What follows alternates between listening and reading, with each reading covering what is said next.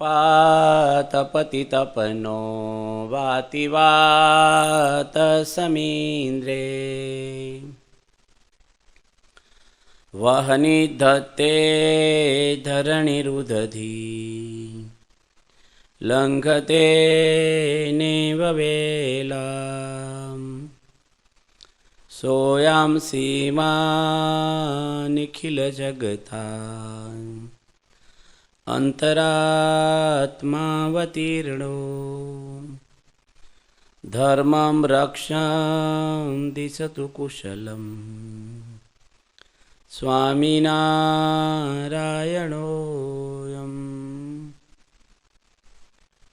करारविन्देन पदारविन्दम् मुखारविन्दे विनिवेशयन्तं वटस्य पत्रस्य पुटे शयानं बालमुकुन्दं मनसा स्मरामि। श्री स्वामिनारायण भगवाननी जय। श्री अक्षर पुरुषोत्तम महाराजनी जय। राधा कृष्ण देवनी जय। प्रमुख स्वामी महाराजनी जय। महंत स्वामी महाराजनी जय। प्रमुख स्वामी महाराज शताब्दी महोत्सवनी जय। वचनामृत शताब्दी महोत्सवनी जय। सवारे આપણે અજામેળનું આખ્યાન છેલ્લે સાંભળ્યું કે માણસ થોડીક જો વિવેક ચૂકી ગયા તો ક્યાંથી ક્યાં પહોંચી ગયા. રમણભાઈ અહીં બેહો, તમે આવો ના, આવો અહીં સોફા.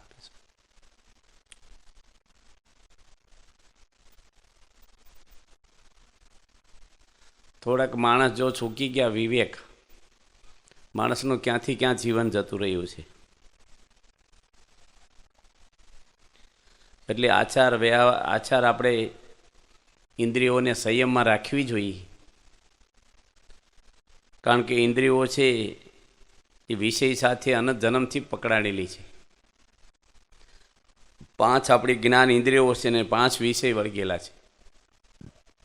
શબ્દ, સ્પર્શ, રૂપ, રસ અને ગંધ, આ 5 વિષય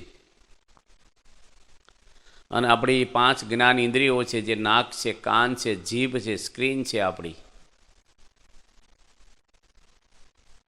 અને આંખ આપણી છે. આ 5 ઇન્દ્રિયો, આંખ, નાક, કાન, જીભ અને સ્ક્રીન,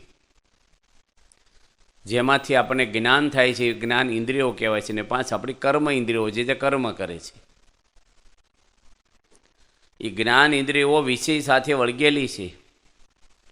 એવું લખે છે શાસ્ત્રમાં કે પાપના કોઠાર છે ને એમાં અડધા પાપમાંથી ઇન્દ્રિયો બનાવીને અડધા પાપમાંથી વિષયો બનાવ્યા છે. એટલે ચોંટી જાય છે ને. એટલે ઇન્દ્રિયોનો નિયમ કરવો,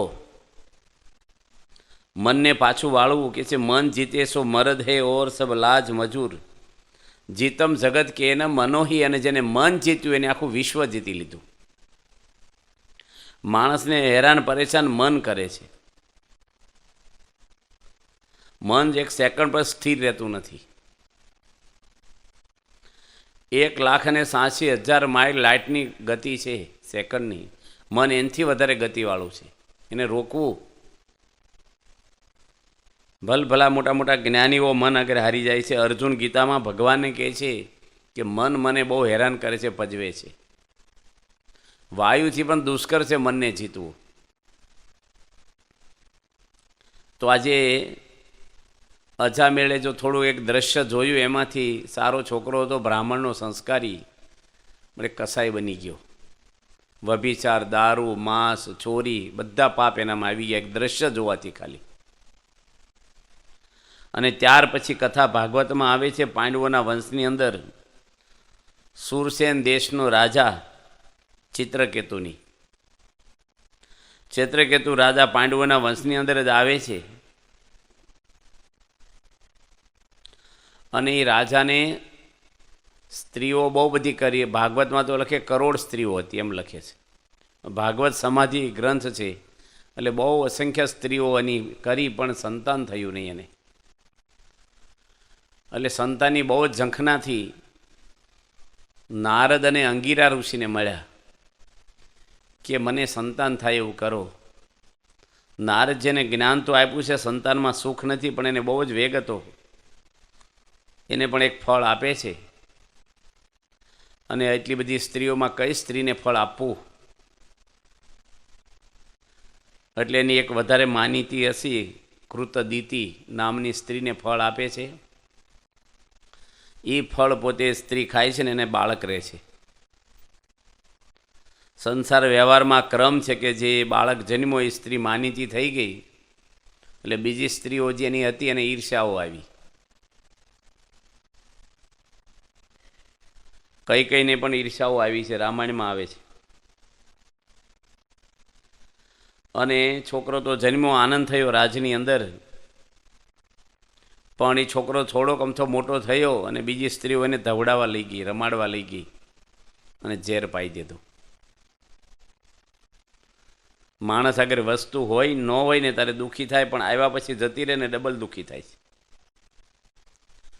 રાજા બહુ દુઃખી થયો, કારણ કે જાજી સ્ત્રીઓ હોય ને, એક ભાઈ 2 સ્ત્રીઓ કરીને સેકન્ડ લગ્ન કર્યા, નાની ઉંમરની હતી, માનીતી થઈ ગઈ, નવા છૂટલા કરાવી દીધા, સોનાના છૂટલા કરાવ્યા, અને હેત બહુ હતું એને, એટલે એ જે બીજી સ્ત્રી હતી મોટી ઉંમરની એને બતાવે છૂટલો, મારો છૂટલો કેવો શોભે છે. પહેલેને એક તો બળતરાની ઈર્ષા તો હતી જ, અને પેલી સ્ત્રી એને ઝેર પાઈ દીધો એના પતિને જ. એટલે સંસારમાં પતિ ધામમાં જાય એટલે છૂટલા ભાંગવાના હોય, સ્ત્રીને ચાંદલો પૂછવાનો હોય. ત્યારે પેલી સ્ત્રી એને પછી પૂછે છે કે આવું કેવો છૂટલો શોભે છે તારો. ઈર્ષા કેવી વસ્તુ છે કે બેને ઈર્ષામાં પેલા ભાઈને પતાયો. એટલે આ ચિત્રકેતુ રાજાને બહુ દુઃખ થયું, છોકરો મૃત્યુ પામી ગયો, અને એ વખતે માથું પછાડીને રોવા લાગ્યો, કલ્પાંત કરે છે. નારદ અને અંગીરા ફરીને જાય છે, બહુ જ એને આશ્વાસન આપે છે. પણ માણસ વેગમાં હોય, જોજો માણસ આગળ સત્તા હોય, સંપત્તિ હોય, યુવાની હોય, ત્યારે માણસને આ ભગવાનની વાતો, એના હિતની વાતો પણ સમજાય નહીં. એ કંઈક ઠેસ વાગે, ઠોકર વાગે ને ત્યારે માણસને શાન આવે છે. રાજા પણ બહુ જ વેગમાં હતો, અને નારદજીને અંગીરા ઋષિ છોકરાના કાનમાં ફૂંક મારી એવી કે છોકરો બેઠો થઈ ગયો. બેઠો થઈને બોલ્યો ચિત્રકેતુને કે કોને દીકરો દીકરો કહેશો? તું મારે ત્યાં 7 વાર છોકરો થઈને આવ્યો છું, હું તારો બાપ 7 વાર થયો છું. એટલું કહીને પાછો મૃત્યુ પામી ગયો છોકરો. એટલે પછી તો રાજા પોતે ઉદાસ થઈ ગયા અને આખું રાજ છોડીને ચાલી ગયા. જંગલમાં જતા હતા એમાં મહાદેવજી જંગલમાં બેઠેલા અને પાર્વતીજીના ખોળામાં માથું મૂકીને સૂતેલા. ત્યારે આ ચિત્રકેતુ રાજા જોઈ ગયો આ દ્રશ્ય. એને ખબર નથી કે આ ભગવાન છે, અને મનુષ્ય રૂપે હતા એટલે એની મોઢોમોઢ કહી દીધું કે મેં કરોડો સ્ત્રીને છોડી છે ને એક છે તો ખોળામાં માથું મૂકીને સૂતો છે. મહાદેવજી તો કાંઈ બોલ્યા નહીં, પણ પાર્વતી સતી શ્રાપ આપી દીધો કે જગતના ભગવાન આવા મહાદેવનો અભાવ લેશો તું, જા વૈત્રાસુદ દૈત થઈ જાતું. જો માણસ કોકની આવી રીતે કરે એટલે દુઃખી થાય, અને એ પોતે દૈત થઈ ગયો છે. ત્યાર પછી એવી કથા આવે છે 7મા સ્કંધની અંદર કે દેવો ભગવાન આગળ આવ્યા અને કીધું કે તમે આ 2 ભાઈઓ છે, હિરણાક્ષ અને હિરણાકશ્યપુ, એનું કંઈક કરો હવે. કારણ કે હિરણાકશ્યપુ એટલો બધો ત્રાસ એને હતો કે દેવોને પણ નડતો, અને એનો ભાઈ હતો હિરણાક્ષ. આપણે પહેલાં કથા કરી હતી કે દિતિ અને અદિતિના દાનવોને દેવો 2 થયા. દેવો અને દાનવો સગા ભાઈઓ છે. એના પિતા કશ્યપ ઋષિ એક જ છે, અને 2 સ્ત્રીઓ હતી. એટલે એકના દાનવો છે અને એકના દેવો થયા એટલે સગા ભાઈઓ જ કહેવાય. પણ યુદ્ધો એને થયા જ કરે છે, ઈર્ષ્યાઓને ઝઘડાને. ભાગવત વાંચો ને વારી ઘણી આવ્યા કરે છે. એટલે ઝઘડવાનો તો માણસ પથ્થરથી ઝઘડતો ન, અત્યારે માણસ મિસાઇલથી ઝઘડે, પણ ઝઘડવાની વૃત્તિ માણસની ગઈ નહીં. દેવોને દાનવો પોતે આવી રીતે ઝઘડા થયા ને એમાં ભગવાને કીધું કે ભાઈ અત્યારે તો બળીઓ બહુ છે, કારણ કે હિરણાક્ષ હતો એ પૃથ્વીનું પીપળું વાળીને પાતાળમાં લઈને જતો રહ્યો એવું લખે છે. મહાબળીઓ રાક્ષસ હતો અને એના માટે ભગવાને એક વરાહનો અવતાર લીધો. વરાહ એટલે આપણે કહીએ ને ભૂંડ જેવું શરીર. ભગવાન ભૂંડ તો ન બને, પણ એવા શરીરમાં ભગવાને પોતાની શક્તિ મૂકી હોય એટલે સૂંઘ્યા કરે પૃથ્વી હોધવા માટે. ભૂંડ જોજો નીચે જમીનમાં જ મોટું હોય એનું.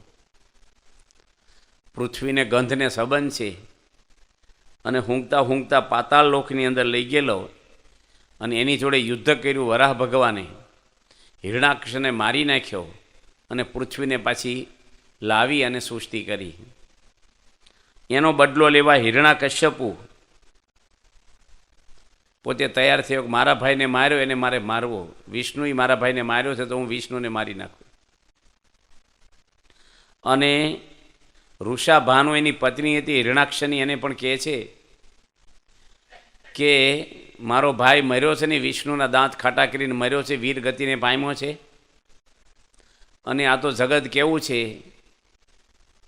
કે ઝાંઝવાના જળ જેવું છે, પક્ષી માળામાં આવે ને પાછા જતા રહે. એટલે આ તો મરણા ઝરણા સંસાર છે, એનું દુઃખ લગાવવાનું હોય નહીં. અને હિરણાકશ્યપુ અત્યારે તપ કરવા આવે જઈ રહ્યો છે, કારણ કે તપ કરવાથી સિદ્ધિ મળે ને એમાંથી પછી એને ભગવાન વિષ્ણુની સામે લડવાની શક્તિ મળે છે. એ પોતે તપ કરે છે, એટલું બધું તપ કરે છે, દેવતાઓના 100 વર્ષ સુધી તપ કર્યું, દેવોના 100 વર્ષ. અને એની માથે રાફડો તો થઈ ગયો પણ ઘાસ ઉગી ગયો. આખી પૃથ્વી અલગ ડોલગ થઈ જાય એવું ઉગ્ર તપ કર્યું, બધા બળવા મળ્યા એવું ઉગ્ર તપ કર્યું એની. હવે તપ કરવા ગયો ને દરમિયાન એની પત્ની હતી, એના પેટમાં કૃતદિતિ એનું નામ હતું, એના પેટમાં બાળક હતું. પછી તપ કરવા ગયેલો આ કયાધ્રુ એનું નામ. એ કયાધ્રુ સ્ત્રીના પેટમાં બાળક હતું, એને ઇન્દ્ર રાજા લઈને ઉપડ્યો કે આના પેટમાં બાળક છે ને એ અસુર થશે અને દેવોને હેરાન કરશે, માટે આ સ્ત્રીને જ મારી નાખવું. એને હામાં નારદજી મળે છે કે ક્યાં લઈ જશે આ સ્ત્રીને પકડી, કે આના પેટમાં બાળક છે, હિરણાકશ્યપુનું બીજ છે એનું બાળક, એ એવો જ થશે ને એને જ પતાવી દઉં. પેલો તપ કરવા ગયો છે ક્યાં સુધી. નારદજીએ કીધું કે રવા દે, તને 2 પાપ લાગશે, સ્ત્રી હત્યા ને બાળ હત્યાનો. એના પેટમાં બાળક છે તો ભગવાનનો મહાન ભક્ત થશે, તું એને છોડી દે. અને ઇન્દ્ર આગળથી છોડાવીને નારદજી પોતાના આશ્રમમાં એને લઈ ગયા. આશ્રમની અંદર નારદજી રોજ કથા વાંચે ત્યારે આ કયાધ્રુ જે સ્ત્રી હતી રોજ કથા સાંભળે નારદજીની, અને એના પેટમાં રહીને આ પ્રહલાદજી કથા સાંભળતા. આપણા શાસ્ત્રોમાં કથા આવે છે કે પેટમાં પોઢીને સાંભળે રામ લક્ષ્મણની વાત. શિવાજી હતા, જીજીબાઈના પેટમાં રહીને આ ભારતની સંસ્કૃતિને આખ્યાનો પ્રસંગો બધા સાંભળતા. અને અષ્ટાવક્ર ઋષિ એક થઈ ગયા, એ પણ એની માતાના પેટમાં રહીને, એના પિતા કહોડ ઋષિ હતા. એ કહોડ ઋષિ જ્યારે શાસ્ત્રના અર્થ કરતા ને શ્લોક બોલતા ત્યારે અષ્ટાવક્ર ઋષિ એની માના પેટમાં રહીને અને ખામી કાઢતા કે આનો અર્થ આ નથી થતો, આનો અર્થ આવો થાય છે. અને ઋષિને ગુસ્સો આવ્યો કે જે તું માના પેટમાં છો ને મારી ભૂલો કાઢે છો, જા હું તને શ્રાપ આપું છું. 8 અંગે વાંકો થઈ જતો. એટલે એનું નામ અષ્ટાવક્ર ઋષિ પડ્યું. અને એ પોતે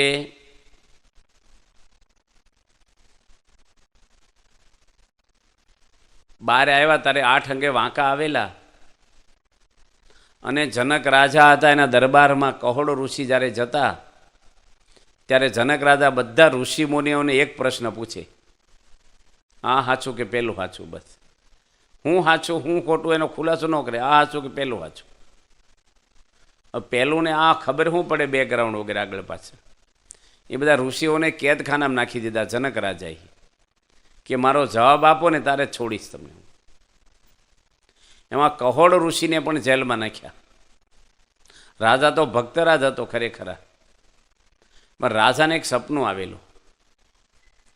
એ સપનું એવું આવેલું એને કે રાજ એનું છિન્નભિન્ન થઈ ગયું, રાજ જતું રહ્યું, પોતે ભીખ માગતા થઈ ગયા હાવ હાથે પગે. અને ભીખની અંદર થોડા રોટલાના ટુકડા આવ્યા, એક ખૂણામાં બેસીને ખાવા બેસે છે. ક્યાં બે આખલા ઝઘડતા આવ્યા અને એનું ઠીકરું ને રોટલા બધું એ થઈ ગયું.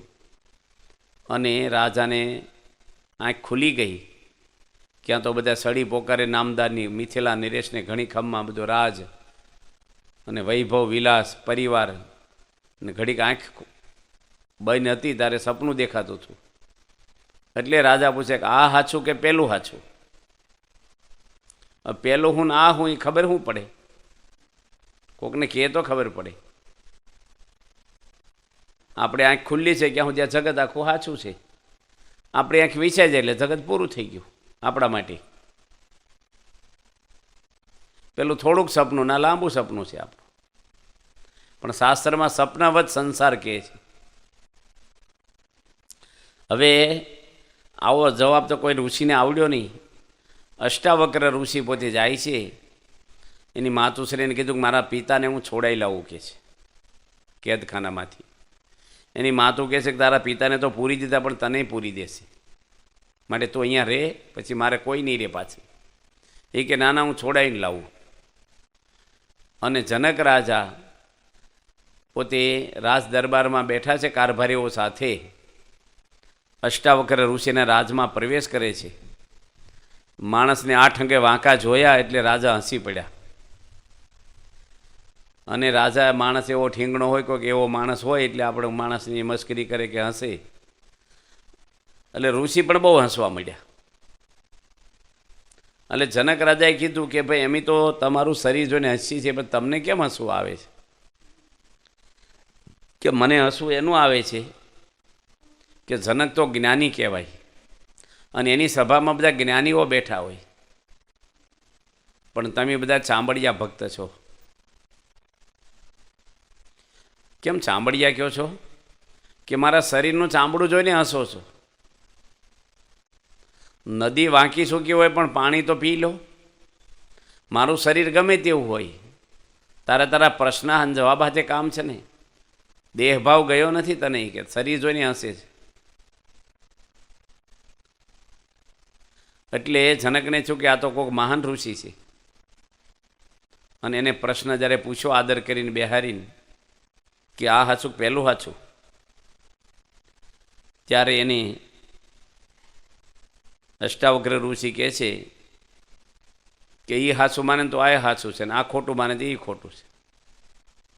કે આ હું કે આંખ તમારી બંધ હતી ક્યાં સુધી સપનું સાચું લાગતું હતું તમને, અને જ્યારે આંખ ખુલ્લી છે એટલે સપનું બંધ થઈ ગયું. હવે આંખ બંધ થઈ ત્યારે આ ખોટું થઈ જશે. સપનામાં માણસને એક વેપારી હતા કાપડના, આખો દાડો આ બધું કર્યા કરે ને એને સપનું આવ્યું કે ગ્રાહક આવ્યા કાપડ લેવા, અને વાટાઘાટીમાં એટલા રૂપિયા, પછી કે તું જૂનું ગ્રાહક છો, તારું રૂન મારું રૂ જા એટલે લઈ જા. સોફાળ ઓઢ્યો છો ને એ ફાડી નાખ્યો ભાઈ. એની પત્ની કે શું કર્યું? કે વેપાર કર્યો. વેગ આવી જાય માણસને આવા બધા. આ દુનિયા બધી છે ને એ જાંચવાનું જળ છે. હાવ ખોટું જગત છે, સંબંધી ખોટા છે ને શરીરે ખોટું છે. શાશ્વત કોઈ વસ્તુ નથી. આ આપણે પોતે પરમેનન્ટ નથી દુનિયા ઉપર, પણ માણસ સાચું માનીને મળ્યા છે. જોને જીવન તારું જાતું રહી તો એ માયામાં મન મોહી રહ્યું હોય. જાગ જગતથી ચેતી જા, તું પ્રીત પ્રભુથી કરતો જા. જીવન માણસ આમનામ આખું જતું રહે છે. એ અષ્ટાવક્ર ઋષિ એ પોતે એની માના પેટમાં રહીને આ જ્ઞાન સાંભળેલું એની. એવી જ વાતું સુખદેવજી એના માના પેટમાં રહીને વાટિકાજી વ્યાસ ભગવાનના પત્ની એમાં રહીને વ્યાસ ભગવાનનું જ્ઞાન સાંભળેલું. અભિમાન્યુ પણ ઉત્તરાના ગર્ભમાં રહીને, ઉત્તરાના ક્યાં આપણે બરાબર છે, અભિમાન્યુની પત્ની હતી ઉત્તરા, બરાબર ને. અભિમાન્યુ કોણ હતા? અર્જુનના દીકરા હતા. અને એ પણ 7 કોઠાનું યુદ્ધ એ પેટમાં રહીને સાંભળતા. 6 કોઠા યુદ્ધ એને સાંભળ્યું ને એક બાકી રહી ગયું અને એને લઈને એનું મૃત્યુ થયું છે. ઘણા બધા એવા માણસો આજે પેટમાં રહીને એવું કહે છે કે સંસ્કારો સારા પડે છે અને કયા ધ્રુવ પ્રહલાદને લઈને આ કથા સાંભળે છે નારદજીની, અને પેટમાં રહીને બાળક એ કથા સાંભળે છે. અને જ્યારે પ્રહલાદજી જન્મ્યા ત્યારે મહાન ભક્ત થયા. હિરણ્યકશ્યપુને 2 દીકરા હતા, પણ આ નાનો હતો, એની પર વાલ બહુ હતું. સંડ અને અમરખ 2 શુક્રાચાર્યના દીકરા હતા. એને વિદ્યા ભણાવવા માટે શિક્ષક તરીકે નિમ્યા અને પ્રહલાદને ભણાવો. દેવોના ગુરુ છે બૃહસ્પતિ ને દાનવોના ગુરુ છે શુક્રાચાર્ય. એ શુક્રાચાર્યના 2 દીકરા ભણાવે છે પ્રહલાદજીને. પણ પ્રહલાદજી છે ને એને આ બધી લોકની વિદ્યા, 2 વિદ્યા છે, પરા અને અપરા. અપરા વિદ્યા વ્યવહારની બધી છે ને પરા વિદ્યા છે એ મોક્ષની વિદ્યા છે. પ્રહલાદજીને આ લૌકિકમાં કંઈ રસ નહોતો અને એના પિતાએ એને પ્રહલાદને ખોળામાં બેહારી અને પૂછ્યું કે હું ભણ્યો તું? ત્યારે પ્રહલાદજી બોલે છે, શ્રવણમ કીર્તનમ વિષ્ણુ પાદનમ સેવનમ અર્ચનમ દાસ્યમ સખ્યમ આત્મને વેદનમ. આ 9 પ્રકારની ભક્તિ હું ભણ્યો છું. રામાયણની અંદર રામચંદ્ર ભગવાન સબરીબાઈને 10 પ્રકારની ભક્તિ ભણાવે, સમજાવે છે. અને ભાગવતની અંદર 9 પ્રકારની ભક્તિ ગણાવી છે. રામાયણની અંદર એક ભક્તિ વિશેષ કઈ ગણાવી છે? પ્રથમ ભક્તિ કર સંતન સંગા, દૂસરી ભક્તિ મમ કથા પ્રસંગા. પહેલા નંબરની ભક્તિ કઈ છે? તો સંતોની કથા સાંભળવી. બીજા નંબરની ભક્તિ મારા ધર્મ ગ્રંથો તમે સાંભળો. અને આ શ્રવણ ભક્તિ એમાંથી 9 પ્રકારની ભક્તિ ઉત્પન્ન થાય છે. ગીતામાં ભગવાને શ્રવણ ભક્તિને યજ્ઞ લખ્યો છે. જેમ યજ્ઞ કરે એમાં બધી આહુતિ આપવાની હોય, એમાં ભક્તિ આપણે શ્રવણ ભક્તિની અંદર આપણા જે કુટેવો વ્યસનો કે કાંઈ આપણામાં હોય એની પણ આહુતિ આમાં થઈ જાય છે. માણસને મનોબળ મળે છે. એટલે આ 9 પ્રકારની ભક્તિ પ્રહલાદજી જ્યારે ગણાવે છે ત્યારે હિરણ્યકશ્યપુએ પ્રહલાદને તરત જમીન ઉપર પછાડ્યો અને પેલા 2 શિક્ષકો હતા સંડ ને અમરક, એને પણ મારવા લીધા કે તે મારા છોકરાને ઉલટી વિદ્યા હું ભણાવી. ભગવાન જેવું કોઈ તત્વ નથી દુનિયામાં, હું જ ભગવાન છું. મારું જ બધા ભજન કરો, મંદિર મારું જ કરો. આ એક એટલો બધો ઘમંડ એને આવી ગયેલો, કારણ કે એની જ્યારે તપ કર્યું ત્યારે બ્રહ્મા પ્રસન્ન થયા એની પર. અને બ્રહ્માએ એને વરદાન માગવાનું કીધું. કોઈ પણ માણસ તપ કરવું અઘરું છે. આજે માણસ પોતે એક ટાંકનું જમવાનું છોડી ન હોય, કે જમવામાં પણ સહેજ આઘું પાછું હોય તો એ આપણે સહન નથી કરી શકતા. હવે આ ઇન્દ્રિયોનો સંયમ કેળવવો અને તપ કરવું કંઈ સહેલું નથી. પણ હિરણ્યકશ્યપુએ અનશન વ્રત લઈને એવું તપ કર્યું અને બ્રહ્માએ એને કીધું કે તું વરદાન માગ મારી આગળ. એની વરદાન કેવા માગ્યા કે જો તમે મારી પર પ્રસન્ન થયા હો તો હું જે માગું એ મને આપો, કે લોઢે મરું નહીં ને લાકડે મરું નહીં. મારું મૃત્યુ ઘરમાંય ન થાય ને બારેય ન થાય. મારું મૃત્યુ આકાશમાં ન થાય ને પૃથ્વી પર ન થાય. હું દિવસે ન મરું ને રાત્રે ના મરું. હું કોઈ મનુષ્યથી ના મરું ને કોઈ પશુથી ના મરું. હવે આવા બધા વરદાનો માગવાની જગ્યાને એક જ માગવાનું હતું, હું કશાથી મરું નહીં. પણ ભગવાન છે ને કંઈક બારી રાખે છે રસ્તો. આ દુનિયામાં કોઈ અમર રહેતું નથી. ગમે તેવા વરદાન અભિમાન્યુને અમર રાખડી બાંધી કુંતામાં થઈ તો એનું મૃત્યુ થઈ ગયું છે. મૃત્યુ તો કોઈને છોડે નહીં. ગમે તે દુનિયાની વ્યક્તિ હોય, કોઈ પણ ગમે તેટલી સિક્યોરિટી હોય, મશીન ગનવાળા ભેગા કમાન્ડરો હોય ને, ઇન્દિરા ગાંધીને કેટલા બધા કમાન્ડરો ભેગા ફરતા, 50-52 ગાડીઓ આગળ પાછળ દોડતી, પણ રક્ષક ભક્ષક બની ગયા. બે ના નીકળ્યા, 22 ગોળી પૂરવી દીધી શરીરમાં. એના દીકરાને પણ કેટલી સિક્યોરિટી, રાજીવ ગાંધીને, એને પણ એક હાર પહેરવા ગયા ને એક સ્ત્રી બોમ્બ બાંધીને આવી, નખ જવડા ટુકડા થઈ ગયા, અસ્થિ વિસર્જન ન એટલું. લાલ બહાદુર શાસ્ત્રી રશિયામાં ગયા, ત્યાં એનું મૃત્યુ થઈ ગયું. વડાપ્રધાન હતા ભારતના. બ્રહ્માનંદ સ્વામી લખે છે કે જન્મ્યા, ઓલા નારાયણદાસ, જન્મ્યા ત્યાંથી જરૂર જાણો મરવાનું છે માથે. આવ્યા ત્યારે શું લાવ્યા ને શું લઈ જવું સાથેથી. જન્મા પહેલાં જગત નહોતું, મુવા પછી નથી, વશમાં વળગ્યું જૂઠા જેવું કવિ કહે છે કથી. બ્રહ્માનંદ સ્વામી પણ આવું લખ્યું છે કે કડા વેઢ વેટી મોતી પેર કાને મહા જોર સે મૂછ મરોડતા હૈ, ચલ દેખત અપની સાયડી કો તેરી પાઘ બાંધી તાન તોડતા હૈ, અંગે તેલ ફૂલે અતર લગાવે નેહ ત્રિયા સંગ જોડતા હૈ, બ્રહ્માનંદ કહે ખબરદાર બંદે દેખ કાલ કિસી કો ન છોડતા હૈ. કાળ કોઈને છોડે નહીં. કોઈ પણ માણસ જન્મો એનું ચોક્કસ મૃત્યુ કોઈ પણ નિમિત્તે હોય. કોઈ કહેતું નથી ભગવાને મારી નાખ્યા. એક્સિડન્ટ થાય, હાર્ટ એટેક આવે, માણસને કિડની ફેલ થઈ, કેન્સર થઈ ગયું, ગમે તે કાંઈક એવું જીવ જંતુ કરડે કે છોટ લાગ્યો, પણ કોઈ કહે છે ભગવાને મારી નાખ્યા.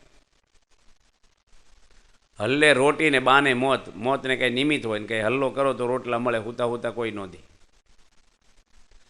એ મૃત્યુ છે એ બધાને સતાવે દુનિયામાં. મૃત્યુનો ભય છે એટલે માણસો મંદિરમાં આવે છે, નકર ભગવાને નમે નહીં કોઈ.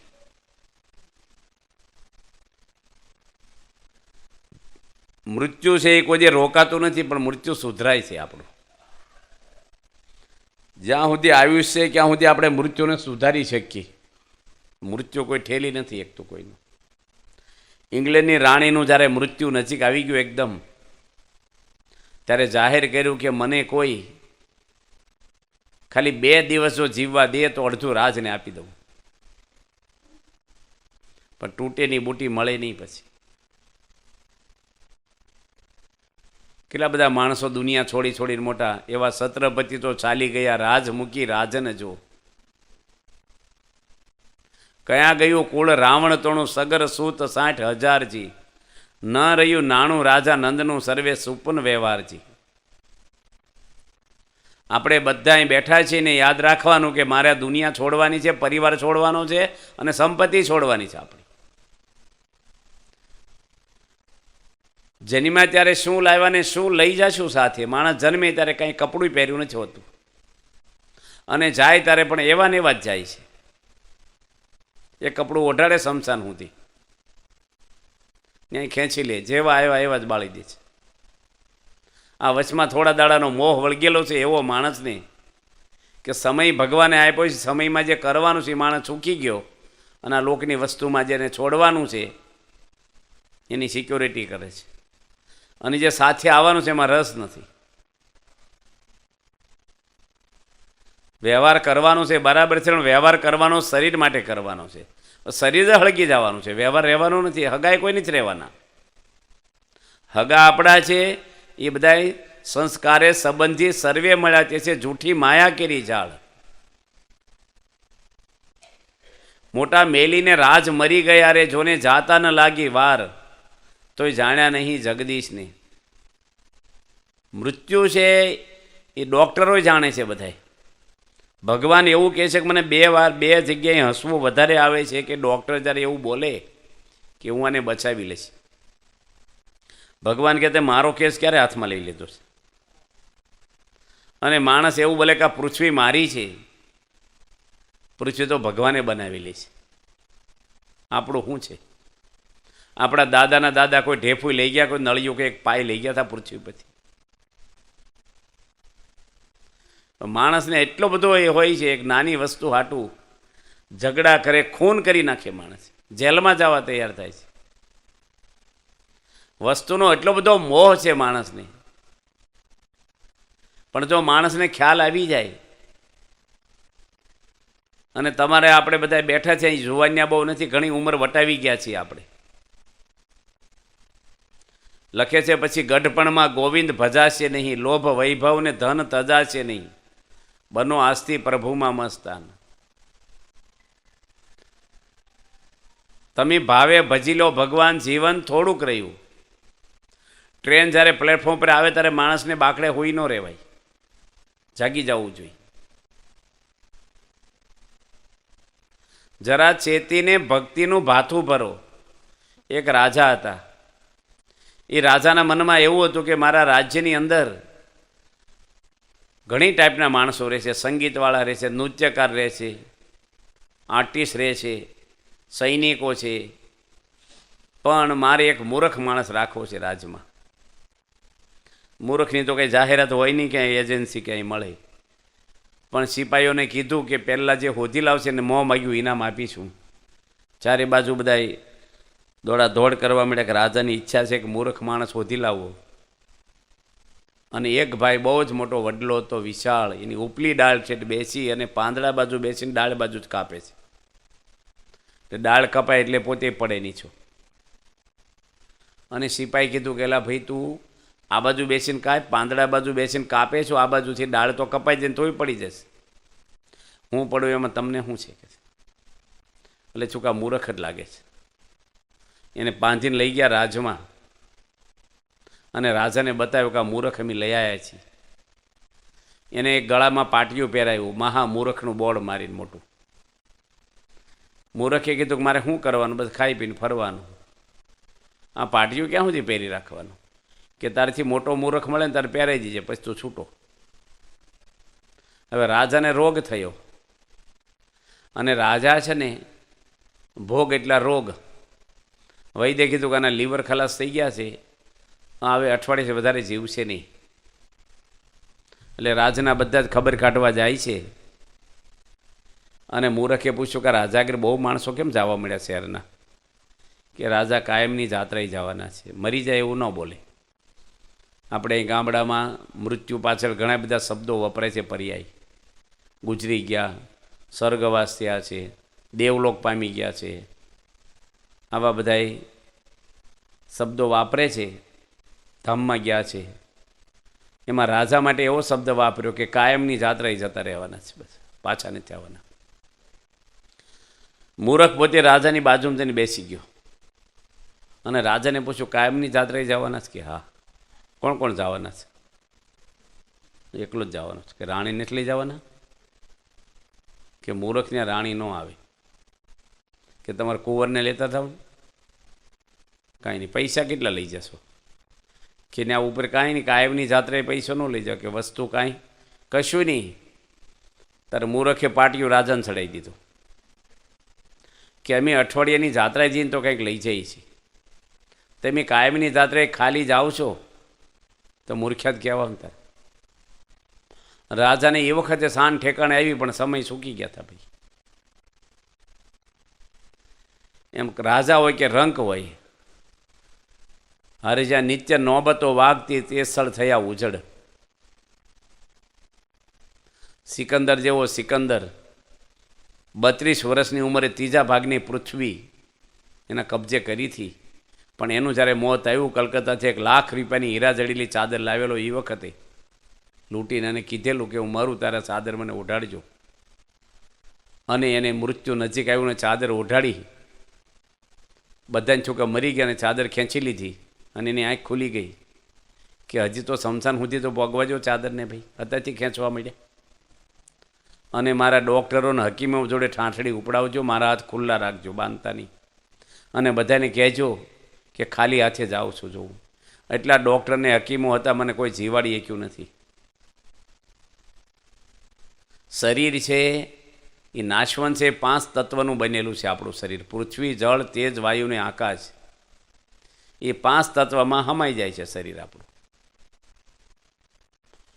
શરીરનો ધર્મ જ નાશ થવાનો છે.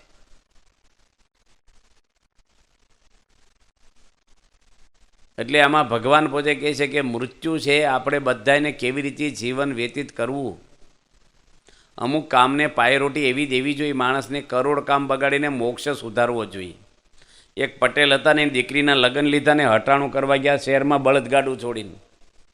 એ વખતે ટેમ્પા, ટ્રેક્ટર, કોઈ વાહન, રેલવે કાંઈ નહોતું વર્ષો યુગો પહેલાં. અને આજુબાજુવાળાએ કીધું કે પટેલ વહેલા ગાડું ક્યાં છોડ્યું, કે મારી છોકરીના લગ્ન આવે છે ને દાળ ચોખા, ઘી, તેલ, ગોળ, મોરસ બધું ગોસરી લેવા જાઉં છું નજીકના શહેરમાં. ગામડા મળે નહીં પહેલાંના જમાનામાં. તો આજુબાજુવાળાએ કીધું કે અમારે હાટું તેલનો ડબ્બો લઈ આવજો. કોઈ કીધું કે અમારે હાટું 2 ભેલા ગોળ લઈ આવજો, કોઈ કે 10 કિલો ખાંડ લાવજો, તુવેર દાળ લાવજો, કોઈ કે ચોખા લાવજો 5 કિલો. કે ભાઈ એટલું ગાડામાં તો 20 મણ હમાઈ ભરી આવીશ, પણ યાદ નહીં રહે મને બધાનું, મારે લિસ્ટ કરવું પડશે. અને બધાનું લિસ્ટ કર્યું, ગંજ બજારમાં ગાડું ઊભું રાખ્યું અને લિસ્ટ પ્રમાણે ખરીદીને ભાઈ આવ્યા ઘરે સાંજે. હવનું હવ લઈ ગયા અને પટલાણી આવી રોટલા ઘડતી બહાર સાંજે કે આપણું ક્યાં ગયું, કે આપણું લિસ્ટમાં નહોતું લખ્યું એટલે ભૂલી ગયો. એમ આપણે લિસ્ટ જમાઈનું કર્યું ને વેવાઈનું કર્યું ને દીકરાનું ને બૈરાનું ને પૈસાનું, પણ આત્માના કલ્યાણનું લિસ્ટ છે આપણી આગળ. કારણ કે મોક્ષ ના કર્યો તો જીવન તો ફેરો ફોકટ ગયો આપણો. રાજા હોય કે રંક હોય, તમારી પ્રોપર્ટી શું છે એ ભગવાન નથી જોતા, જીવન કેવું જીવ્યા છો. પૈસો છે ને એક સામાન્ય વસ્તુ છે, પૈસાથી કોઈ વેલ્યુ માણસની નથી. ભગવાન આગળ પૈસાની વેલ્યુ શું છે? અનંત બ્રહ્માંડોના રાજા પરમાત્મા છે, અને એને આગળ આપણી પ્રોપર્ટીનો અહંકાર આવ્યો કે માણસ ભગવાનથી દૂર થાય. કારણ કે નાણાં વગરનો નાથ છો ને નાણે નાથા લાલ. મોક્ષ માણસ ક્યારે ભૂલે છે? તમે જો આદિવાસી ભાઈઓ જે ભક્તિ કરે છે, તિથલ બાજુ એક જ જિલ્લાની અંદર વલસાડ જિલ્લામાં 42,000 પરિવાર નિષ્ઠાવાન, સમર્પિત, નિયમ ધર્મવાળા, ભક્તિપરાયણ પરિવાર છે આદિવાસી ભાઈઓ.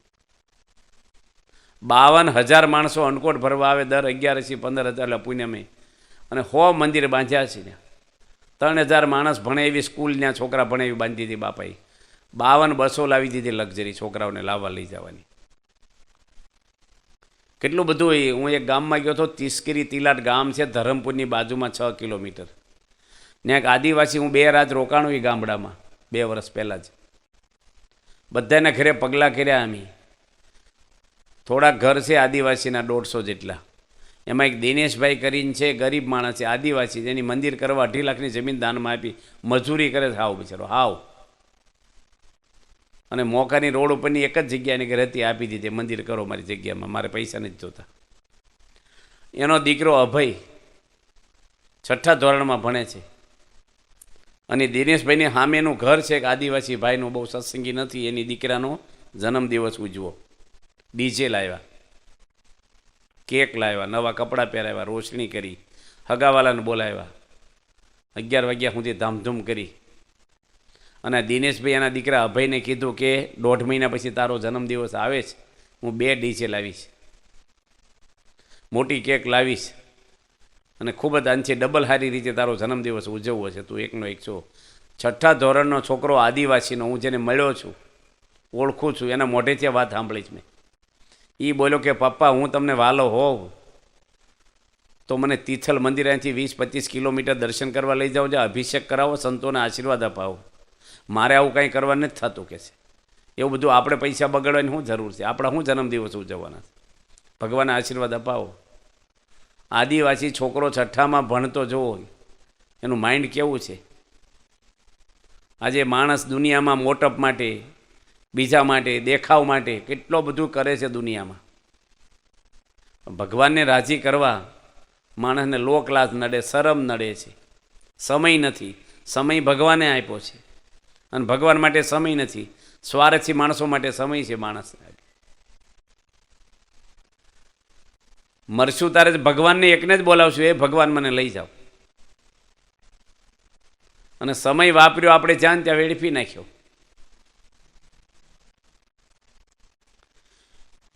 ઘણી ઉંમરના દાદા કહે છે 80-80 વર્ષે મારું શરીર સારું થાય તો મંદિરે આવું જ. ભાઈ 60-80 વર્ષ સારું જ હતું, ક્યાં ખોવાઈ ગયા હતા. પછી ગઢપણમાં ગોવિંદ ભજાશે નહીં. માટે આપણે બધાને કાંઈ દુનિયાની પટલાઈ કરે એની કરવું હોય તો ભગવાનનું ભજન કરીને આપણું સહી કરાય, ભગવાનને રાજી કરાય. હનુમાનજી રામને રાજી કર્યા. દાદા ખાચરે ગઢડામાં સ્વામિનારાયણ ભગવાનને પ્રસન્ન કરી દીધા. વચનાથના પાને પાને નામ એનું દુનિયામાં આવી ગયું છે. મીરાબાઈ, નરસિંહ મહેતા, જલારામ બાપા, સબરીબાઈ, આ બધા આગળ ખાવાનું નહોતું ઘરમાં. જોળી માગીને ખાતા ને એના મંદિરો થાય ને કરોડોપતિ એને પગે લાગે છે. હરિભજતા સૌ મોટપ પામે, જન્મ મરણ દુઃખ જાય રે. પારસ પરસી લોક અંચન થઈ, મોંઘે મૂલ્ય વેચાય. ભગવાનને જેની રાજી કર્યાની ગાથાઓ દુનિયામાં આજીવન અમર થઈ ગઈ છે. માણસ મોટપ મેળવવા માટે સ્કૂલમાં બોર્ડ મારે, રોડ ઉપર બોર્ડ લખાવે, બિલ્ડિંગોની ઇમારતો ઉપર પોતાના બોર્ડ લાગે. આપણી જાહેરાત આપણે કરવાની હોય નહીં, સમાજ આગળ લાવે આપણને. સ્કૂલમાં પોતાનું નામ આવે ને એટલે દાન આપે, નકર એક પંખોય ન આપે નામ ન લખે તો. આ એક BAPS સંસ્થા એવી છે કે દુનિયા કોઈનું નામ જ નથી ક્યાંય. કેટલું યોગદાન અહીંયા આપ્યું છે મંદિરોમાં લોકોએ. એક હરિભગત મોટા શિખર બના સાંકરી છે ને, અવડા કેમ્પસ એક જણ બાંધી દેશે આ સંસ્થામાં. મંદિર, ઉતારા, રસોડું, સંત આશ્રમ, સભા મંડપ, આખું કેમ્પસ એક જણ બાંધી દેશે. એવા હરિભક્તો છે. પણ કોઈની તકતી નહીં, કોઈનું નામ નહીં, કોઈની જાહેરાતે નહીં કરવાની. પાસે ઓપનિંગમાં કે આની ભાઈ આપ્યું. મોટપ નહીં કોઈને. માયાની મોટપ તે મિથ્યા જાણજો, જેમ આવ્યું નદીએ પાણીનું પૂર જો. ધન જોબનને તેની પેઠે જીવવું, આંખ હતા જેમ ઉડી જશે તૂર જો. ભવસાગરનો પાર ન આવે પ્રભુ વિના. માયાની મોટપ કાયમ રહેતી નથી. માણસ એક મંદિરમાં પંખો આપે તો 4 પાંખડે નામ લખીને આપે, એક તૂટે તો 3માં અમારું નામ રહેવું જોઈએ. બસ નામ મેળવવા ફાંફા મારે છે માણસો. ભગવાન આટલો વરસાદ પાડે એને ક્યાં ટાંકી પર નામ લખ્યા? કેટલું મિનરલ વોટર વરસાદ ભગવાન આપે. આ બિસ્લરી બોટલ છે ને, કચરો પાણી છે વરસાદ આગળ. એવું વરસાદનું પાણી હોય છે. ભગવાન કેટલું પાણી નાખે છે. માણસોને આજે આ દુનિયાની વસ્તુમાં એટલા બધા ખેંચાઈ જાય અને ભક્તિમાં રસ નથી રહેતો માણસને. લોક મોટપ, એનું સર્કલ, એનું સ્ટેટસ અને રેન્જમાં માણસ જીવે છે. વાદળાના સાંયડે ન બેહાય, ઝાડવાના સાંયડે બેહાય માણસને. વાદળાનો સાંયડો ગમે ત્યારે પવનની લહેરખી આવે ને વાદળો વિખાઈ જશે. આ દુનિયાના બધા આશરા છે ને, એ વાદળાનો સાંયડો છે.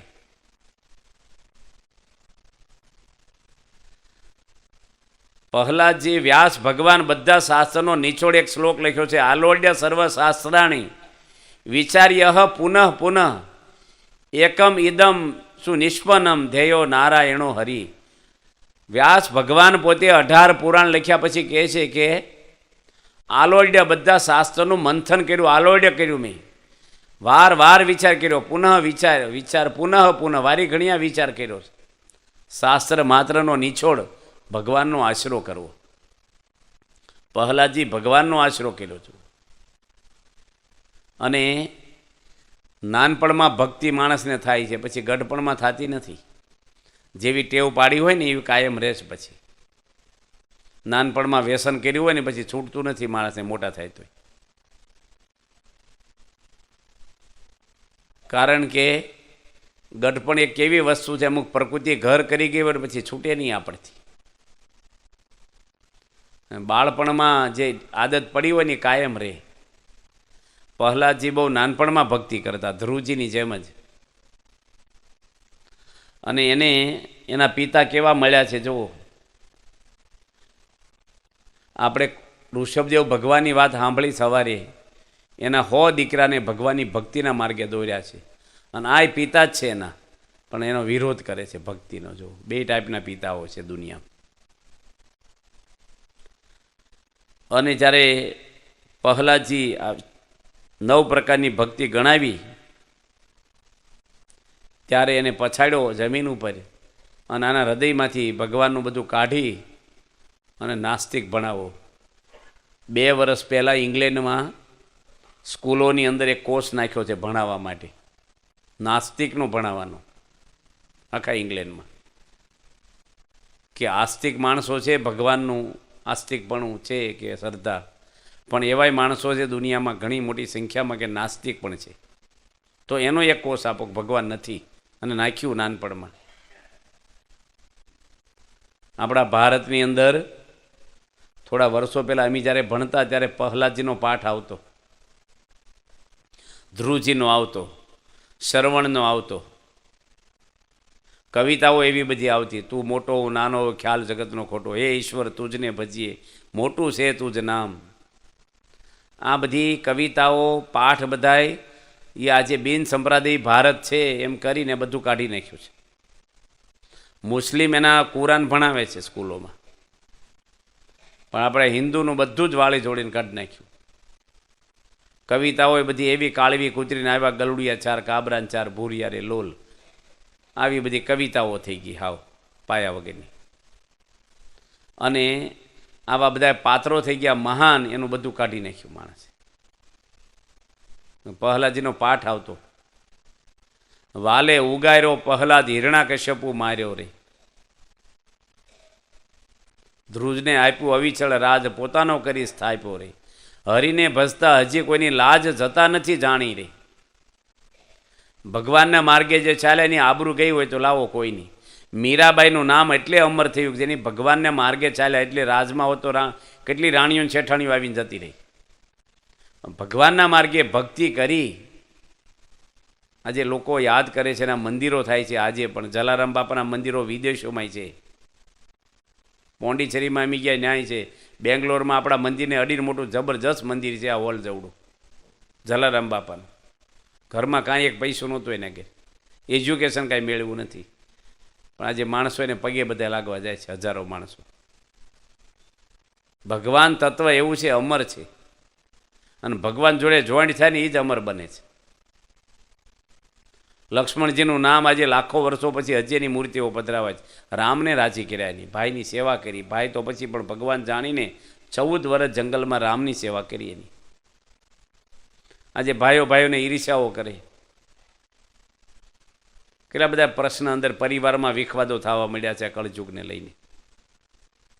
ભક્તિના માર્ગે ચાલવું એ પ્રહલાદજી જ્યારે ચાલ્યા, હરિનો માર્ગ છે સુરાનો નહીં, કાયરનું કામ જો નહીં, પ્રથમ પહેલું મસ્તક મૂકી વળતી લેવું નામ જો નહીં. સારા કામમાં 100 વિઘ્ન આવે, ભગવાનના માર્ગે ચાલવું એટલે પ્રશ્ન તો આવે જ. તમે શાકભાજીનો વેપાર કરો, એમાં ઇન્કમ ટેક્સના ચોપડા લખવાના ના આવે કે રેડ પાડવાના, કોઈ આવે નહીં. પણ મોટો ધંધો હોય ને જોખમય મોટું. એમ સામાન્ય દીવાબત્તી કરો એમાં શું કસોટી? ભગવાન જ્યારે આપણે ભણે ત્યારે પેપર તો આવે કે ના આવે? ન ભણે એની કોણ પરીક્ષા લે? પણ અભ્યાસ કરે ને પેપર કાઢે જ. ભગવાન પેપર કાઢે આપણું. અમુક કૂતરા કેવા હોય છે, લાકડી ઉગામાં રોવા મળે, માર્યું ન હોય છે. એમ માણસો એવા છે ને, ભગવાન હજી કાંઈ ટેસ્ટિંગ કર્યા પહેલાં જ નપાસ થઈ ગયા હોય ભાઈ. મીરાબાઈને ઝેર આપ્યું, નરસિંહ મહેતાને નાચબાર કર્યા, દુઃખ તો આવ્યા જ છે બધાને. દાદા ખાચરને ભગવાને ઓછા નથી આવ્યા, કારણ કે લેબોરેટરીમાં માલ જાય ને કંપનીનો, પછી એનું ટેસ્ટિંગ થાય, પછી આઈએસ માર્કા વાગે અને માર્કેટમાં જાય. એમ ટેસ્ટિંગ તો ભગવાન કરે, બધાયનું કરે, આપણું કરે. એને મારામાં છે કે જગતમાં છે. પણ જો નિષ્ઠા ન હોય ને તો લેવાઈ જાય માણસ નાની નાની વાતમાં. પ્રહલાદજીને હવે જો કસોટી શરૂ કરી બરાબરની, ભલ ભલાની કસોટીઓ થાય છે. હરિશ્ચંદ્ર રાજાની વાતો તો કેવી આવે છે શાસ્ત્રોમાં. રામ ભગવાનના વંશની અંદર થઈ ગયા હરિશ્ચંદ્ર રાજા, સત્યવાદી. એની પત્ની તારા, એનો દીકરો રોહિત. અને એની કસોટી ભગવાને કેવી કરી કે આખું રાજ લઈ લીધું, રાજની બહાર નીકળી ગયા અને એક ચપ્પસના ઘેરે, જે પહેલાંના જમાનામાં જેને ભંગી કહેતા, એના ઘરે રાજા વેચાઈ ગયા, પણ સત્ય છોડ્યું નહીં. એની પત્ની હતી, એ પણ એક જગ્યાએ નોકર રહી. નાનો છોકરો એની મા ભેગો રહ્યો.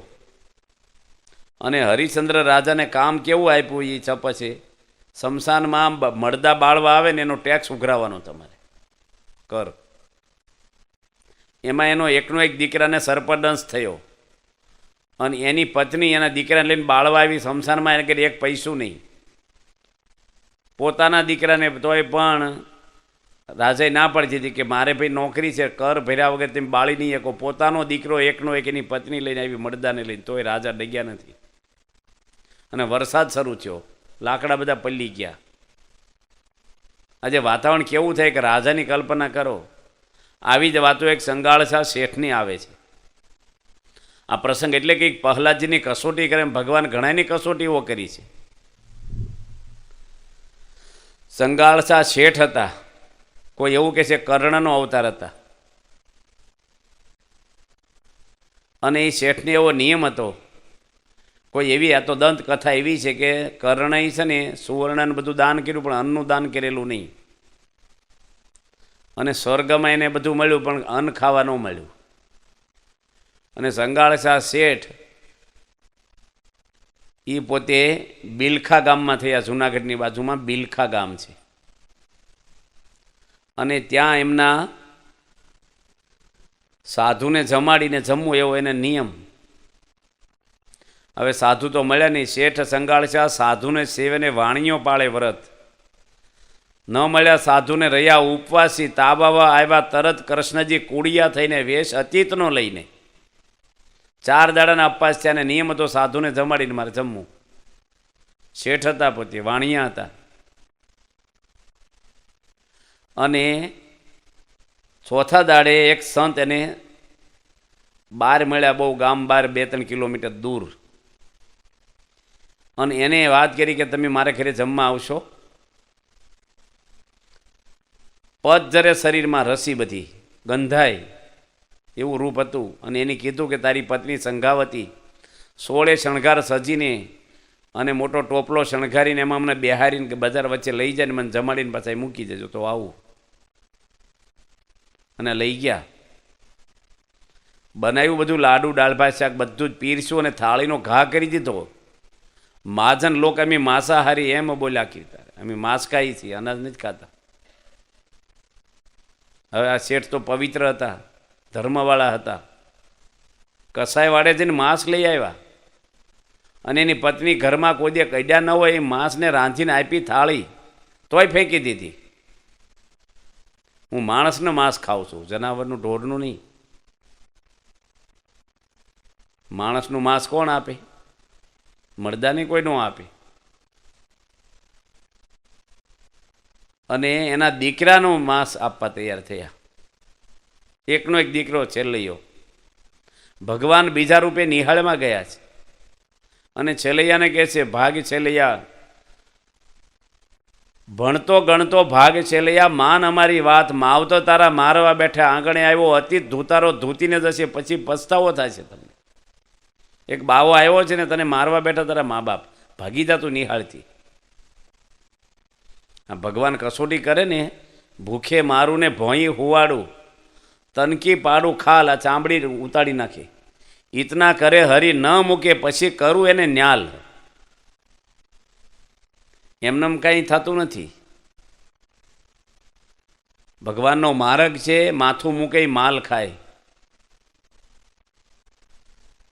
હવે કેલૈયો કેવું બોલ્યો, હું ભાગો તો મારી ભૂમિકા લાજે ને ભોરિંગ ના ઝીલે ભાર. મેરું સરીખા ડોલવા લાગે આકાશનો આધાર, મેરા મણ માજા મૂકે, છેલ્લીઓ છત ન સૂકે.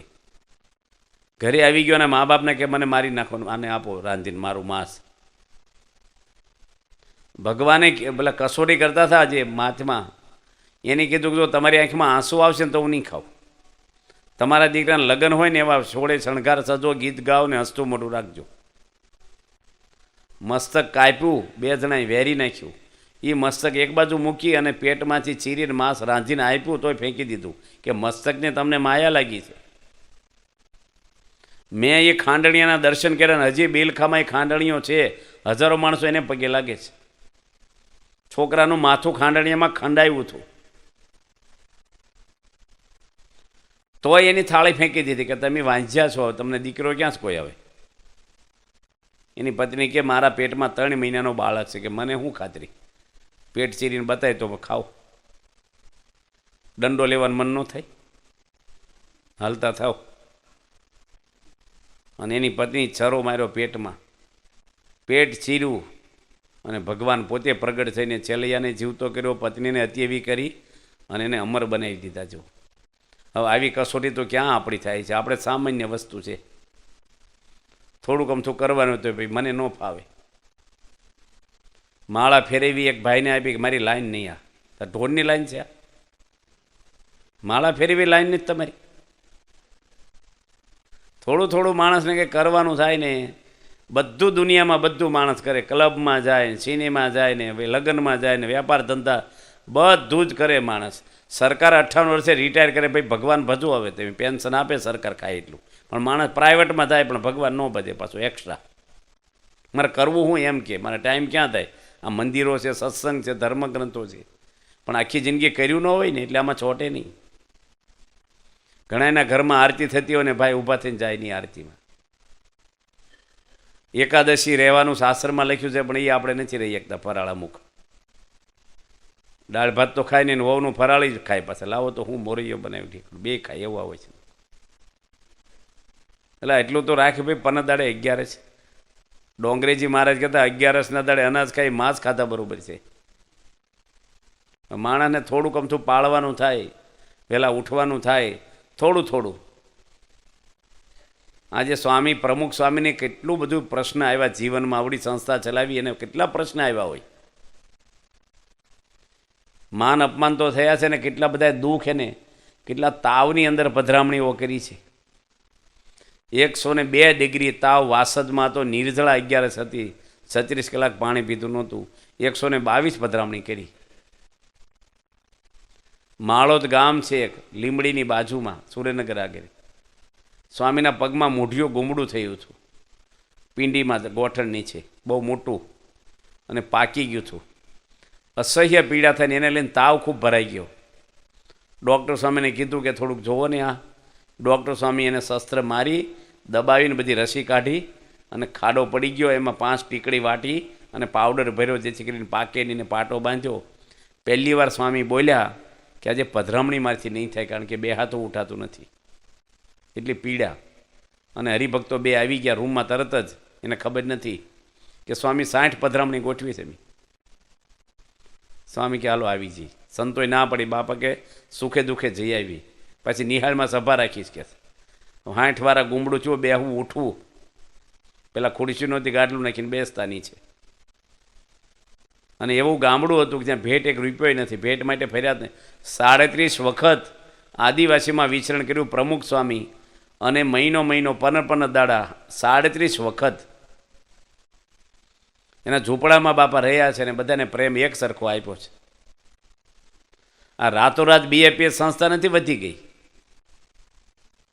કેટલો બધો શ્રમ. આ સભા મંડપ દેખાય પણ એનો પાયો નથી દેખાતો, પાયા ઉપર ઊભો છે. અને મહાન પુરુષો યોગી બાપા કહેતા અમે 17 રોગ લઈને ફરીએ છીએ. 40 વર્ષ સુધી કંતાન ઉપર હોઈ રહ્યા છે યોગી મહારાજ. અને શિયાળામાં ઠંડા પાણીના માટલા ભરી દે અગાસીમાં, અને 3:30 વાગે ઉઠે નહીં, માટલાના પાણી અગાસીમાં ઊભા ઊભા નાય. 40 વર્ષ સુધી દૂધ સાખ્યું નથી, મિષ્ટાન સાખ્યું નથી, અથાણા પાપડ કોઈ વસ્તુ ખાધી નથી. 2 દાડા જમીન, 3જા દાડે અપાસ કરી નાખે આખો દાડો, કાંઈ ફરાળ નહીં, શરબત નહીં. એવું 40 વર્ષ રહ્યા છે યોગીજી મહારાજ. અઠવાડિયાની સભા કોઈ શરૂ કરી હોય દુનિયા, આપણે તો યોગી બાપાએ કરાવી છે. કોઈ સંપ્રદાયમાં સભા નહોતી રવિવારની. બાળ મંડળો એની શરૂ કર્યા છે. તમે રમણભાઈ લાભ લીધો હશે કદાચ, બાપાના દર્શન કર્યા છે. તો આજે યોગીજી મહારાજ, પ્રમુખ સ્વામી, શાસ્ત્રીજી મહારાજ, આવા મહાન પુરુષોએ પોતાના દેહને કેટલું કષ્ટ આપ્યું છે. અને આંબલીવાળી પોળ છે અમદાવાદની અંદર, જ્યાં પ્રમુખ સ્વામીને પ્રેસિડેન્ટ બનાવ્યા ચાદર ઓઢાડીને, એટલે આંબલીવાળી પોળની અંદર સ્વામીજી પૂજા કરતા શાસ્ત્રીમાં એક ભાઈ આવીને ગાળ્યું દઈ ગયા. થયેલું એવું કે ગરીબ સત્સંગી હતા, એને પૈસા નહોતા ને બિચારાને બહુ મુશ્કેલી પડી ગઈ, આબરૂ જાય એવું. એટલે જેને ઘેર પૈસા હતા બીજા એક સત્સંગીને કીધું કે તમે આને થોડીક મદદ કરો, તમને પાછા આપી દેશે. અત્યારે એને ઘણી મુશ્કેલી આવી ગઈ છે બિચારા. તો તમારે આગળ ઘણા ભગવાને આપ્યા તો થોડાક ઉછીના આપો, ખાલી થોડાક આપ્યા ઉછીના. પણ 2 વાયદા પૂરા છે અને આને કંઈ સગવડ થઈ નહીં, થોડુંક મોડું છું. એમાં આ ભાઈને ક્રોધ આવી ગયો પૈસાવાળાને. શાસ્ત્રીમાં જ ગાળ્યું દીધી, હરામખોરી કે તમે જ અપાવ્યા છે પૈસા.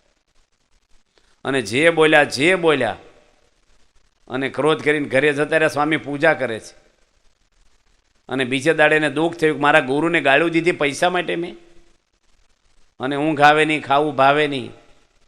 અને સ્વામી આગળ આવીને માફી માગી કે મને માફ કરો. સ્વામી કે તમે પહેલી વાર આવ્યા ગાળ્યું દીધા પહેલાં, મને તમારી ઉપર જે પ્રેમને ભાવ હતો એવો ને એવો જો અત્યારે ન હોય ને જરાય ઓછો થયો હોય તો તમામ સત્સંગીના સોગન છે મને કે અમે જમા ચોપડો રાખી છે, ઉધાર ચોપડો છે જ નહીં અમારે કે. તમે હું સેવા કરી જ અમારે કેટલી જ હોય. ગાળુની મને કોઈ અસર જ થઈ નથી, તમે બહુ સારા છો. આજે આવા સદગુણો મેળવવા બોલી જાય કહી જાય, ઘણા કે ને ખોટું સહન નહીં થાય મારથી. ભાઈ ખોટું સહન મહાન પુરુષોએ કર્યું છે, સહન જ કર્યું છે.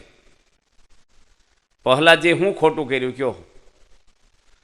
સારા સંસ્કારો મેળવ્યા. આજે ઘણા બધા છોકરા આજેના બાપને સુધારે છે. પહેલાં જે હિરણ્યકશ્યપુને વાતો કરે સંસ્કારની કે પિતા ભક્તિ કરવા જેવી છે જીવનમાં, આનંદ એમાંથી આવશે તમને, ભગવાનને માનો. આપણે કોકના ઘરે જઈને ત્યારે છોકરા કહેતા હોય કે મારા પપ્પાને તમે બીડી છોડાવો. નિયમ એવો છે કે મા બાપ છોકરાને સંસ્કાર આપે સારા.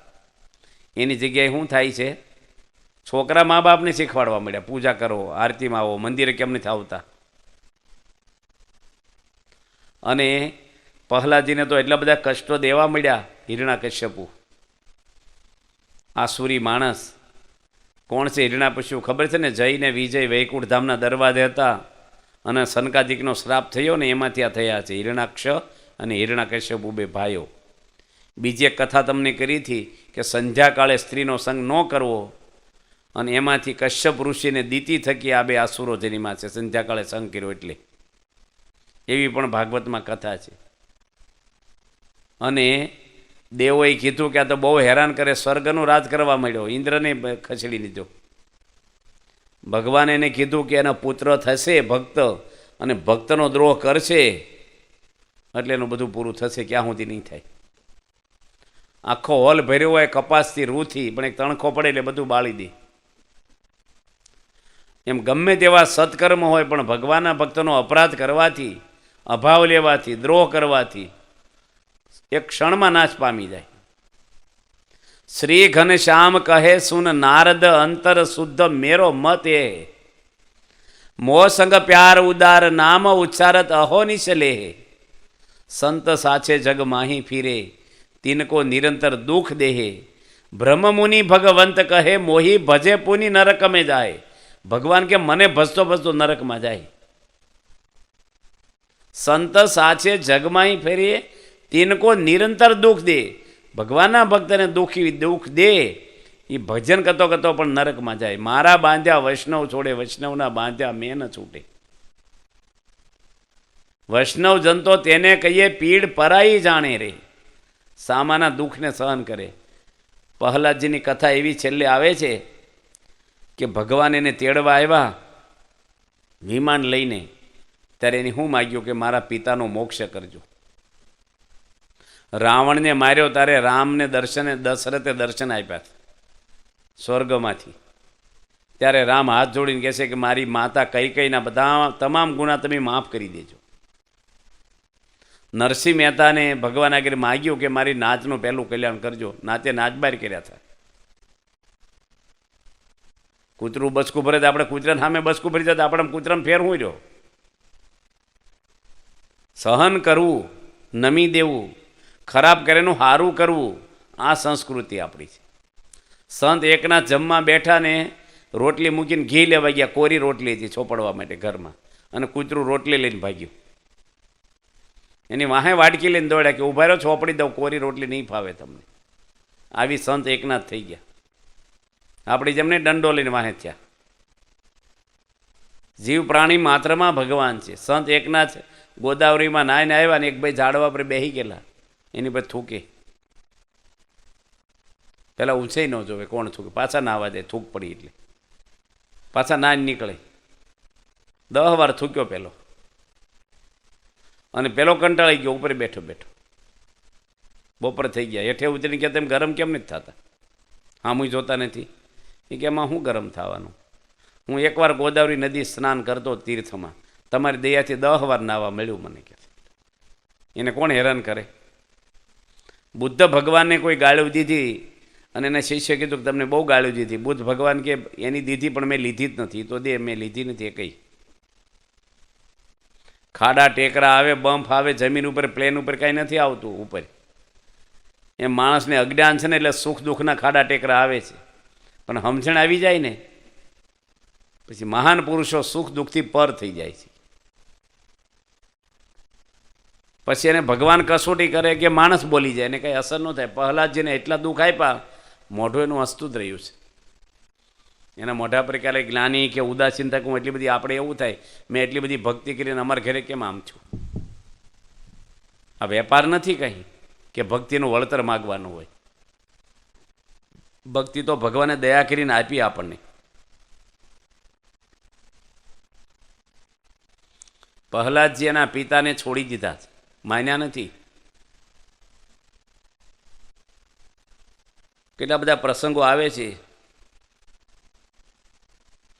જો પ્રહલાદે પણ નવ છોડ્યું એટલા દુઃખની અંદર.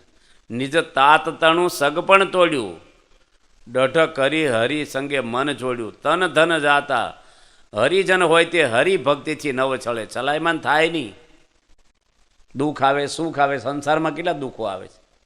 એક ભાઈનો છોકરો સાધુ થવાનો હતો ને હું બોલ્યા કે ભાઈ કોકનો છોકરો પાછો આવ્યો છે સાધુમાંથી. હું કે સાધુ ન થવાય, જો ફલાણાનો છોકરો પાછો આવ્યો છે. એટલે 1-2 છોકરા પાછા આવ્યા, પણ 1100 રહ્યા છે અહીંયા. તો સંસારમાં નથી છૂટાછેડા થતા, શું કામ પરણાવો છો? પણ માણસ આવું હોતી કાઢે નીચું. પ્રહલાદજીને એટલા બધા દુઃખો આવ્યા છે, પણ ભગવાન રક્ષાના કરનારા છે. મારવાવાળા કરતાં રક્ષા કરવાવાળા હાથ બહુ લાંબા હોય છે. આખું રાજ્ય પ્રહલાદજીને મારવા શક્તિમાન થઈ ગયું. ટોટલ માણસો બધા જોડાઈ ગયા. હિરણ્યકશ્યપુનો આદેશ. 108 શરીરમાં મર્મ સ્થાન હોય છે, જે મૃત્યુ પામે માણસના. અને જેમ ખોપરીમાં માથામાં સેજ વાગે ને એટલે હેલ્મેટ પહેરવાનું કહેશે ગવર્મેન્ટ. શરીર ભાંગી જાય આખું તો હાજુ થઈ જાય, પણ માથું ભટકાણું પૂરું. એવા 108 મર્મ સ્થાન હોય, એ બધી જગ્યાએ ભાલા માર્યા પ્રહલાદજીને. ઉકળતા તેલમાં નાખ્યા એને, તોય દાજા નહીં. પાણીમાં ડૂબાડ્યા, સમુદ્રમાં નાખ્યા આવ્યા. નાની ઉંમરનો બાળક ડુંગરા પર લઈ ગયા, નાચી નીચે ધક્કો મારી દીધો. ઊભા થઈને હાલવા મળ્યા, ફ્રેક્ચર નહીં, દુખાવાની. એને કાળા નાગ કગડાવ્યા. 7મા સ્કંધમાં બધા શબ્દો હું બોલું ને વાપર્યા છે. ઝેર પાયું કાતિલ, હાથીનો પગ એના શરીર ઉપર દેવડાવડાયો, તોય કાંઈ ન થયું. બાળક ઉપર હાથીનો પગ આવે, ચેપાઈ જાય કે નહીં? અને છેલ્લે એની ફઈ હતી હોળિકાજી, હિરણ્યકશ્યપુની સગી બેન, અસુરની બેન અસુર જ હતી. પણ એને એક સિદ્ધિ હતી જીવનમાં કે ચૂંદડી એક એવી હતી એને કે ઓઢણી, જે ઓઢે ને એને અગ્નિ ન અડે. એટલે પ્રહલાદજીને ખોળામાં લઈને બેઠી નાના બાળકને. આ તો મોટી ઉંમરની અસુર. અને લાકડાનો ઢગલો કર્યો અને હળગાવ્યું, અને એની ઉપર આ ઓઢણી ઓઢીને બેસી ગઈ પ્રહલાદજીને લઈને. એટલે પોતે બળે નહીં, ઓઢણી ઓઢેલી એટલે પ્રહલાદજી બળી જાય. આવા કામમાં મદદરૂપ થવાય. અને ભગવાને એવો પવનનો વંટોળિયો આવી ગયો એ સેકન્ડમાં જ આની ઓઢણી નીકળીને પ્રહલાદને વીંટાઈ ગઈ ને હોળિકા બળી ગઈ. આપણે ધૂળેટી ને હોળી હોય છે ને, ફાગણ સુદ પૂનમ, એ શું હોય છે? હોળી. અને ફાગણ સુધી પડ્યું, આપણે પડ્યું ત્યારે શું હોય છે? ધૂળેટી. એ શું હોય છે કે હોળી કોઈ દે હળગાવાય નહીં. આપણે લાકડા આપણે ન ચેતાવાય, ભલે અમુક ચેતાવતા હોય. કારણ કે પ્રહલાદને હળગાવી દેવા માટે આ હોળી, એટલે જ હોળી નામ પડ્યું હોલિકા. એને લોકો વધાવવા જાય, શ્રીફળ હોમે, પ્રદક્ષિણાઓ કરે, પગે લાગે. શું કામ? કે પ્રહલાદજીની રક્ષા કરી અગ્નિદેવે, એટલે અગ્નિને પગે લાગવા જાય કે તમે અમારા ભક્તને કંઈ ન દાઝાડ્યા. અને બીજે દાડે ધૂળેટી થાય એટલે ગુલાલ શું કામ ઉડાડે છે? કે પ્રહલાદજી ઉગરી ગયા અગ્નિમાંથી, એટલે લોકોને આનંદ છે એટલે ગુલાલ ઉડાડે, એટલે ધૂળેટી થઈ બીજે દાડે. આજે લોકો રોડ ઉપર આડા ઊભા રહે પૈસા પડાવવા, ને કે તમને બગાડશું કપડાં. હવે એવી સંસ્કૃતિ નથી આપણી. માણસો એવા અમુક હોય, હેરાન કરે બીજાને. એ આસુરી તત્વ હોય, કોઈ પણ માણસ હેરાન કરી. સેવા કરવી જોઈએ દરેકની. પ્રહલાદજીને એટલા બધા દુઃખો પડ્યા, ભગવાન કેટલી રક્ષાઓ કરી છે. જ્યારે મહાભારતની અંદર એક પ્રસંગ આવે છે કે ભીષ્મ પિતાએ દુર્યોધનની વાઈફ ભાનુમતીને કીધું કે રાત્રે એકલી આવજે સાવણીમાં, તને અખંડ અસો ભાગ્યવતીના આશીર્વાદ આપીને તારો ચાંદલો કદી ભૂસાય નહીં, અને તારો પતિ દુર્યોધનના મહાભારતની લડાઈમાં મૃત્યુ ન પામે ક્યારેય. હવે દુર્યોધન ખોટો માણસ હતો ને એને મારવાનો જ હતો, પણ ભીષ્મ પિતા જેવા ભીષ્મ જ્ઞાની ખોટા પક્ષમાં ચડી ગયા. ભાઈ જો, દુર્યોધનનું મોહબત જ્ઞાની માણસો મૂકી ન હોય કે આને કૃષ્ણની સામે લડ્યા. ભાઈ, ઈચ્છા મૃત્યુનું વરદાન હતું એને. હવે કૃષ્ણ ભગવાન એવા હતા કે બધી ચાલબાજી દુનિયાની જાણતા. જેટલા પોલિટિક માણસો છે દુનિયા બધાને ખિસ્સામાં લઈને ફરે ને એવા કૃષ્ણનું માઇન્ડ હતું. લોકની રીતે બધા જોડે સંબંધ હારા રાખે, અને ખૂણે ખાંચરે હું હાલે છે બધું જાણે, પણ બોલે બહુ ઓછું. ભાનુમતી દુર્યોધનની વાઇફ જોડે કૃષ્ણ હેત રાખતા. ઘણીવાર કલેક્ટર કામ ન કરી દી, તલાટીને મંત્રી કરી આપતા હોય છે. કોઈ જોડે બગાડાય નહીં, ધૂળ જેવા માણીને કાલે જરૂર પડે આપણે. આજે પૈસા છે ને કાલે જતા રહે, આપણી સત્તાય જતી રહે. હવે ભગવાને એકાંતમાં મળી લીધું ભાનુમતીને દુર્યોધનની વાઇફને કે તું ભીષ્મની સાવણીમાં જ રાત્રે જવાની જ. કે હા, કે જવાતું છે પરપુરુષ જોડે રાતના, કે મને અખંડ સો ભાગ્યવતીના આશીર્વાદ આપવાના છે.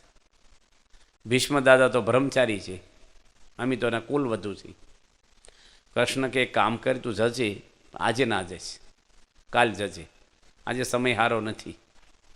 અને ભીષ્મને તો ઈચ્છા મૃત્યુનું વરદાન છે, એ ક્યાં મરી જવાના છે? જો હેત હોય ને તો કોઈક આપણું માને. એ કે કાંઈ વાંધો, તમે કહો છો તું કાલ જઈશ.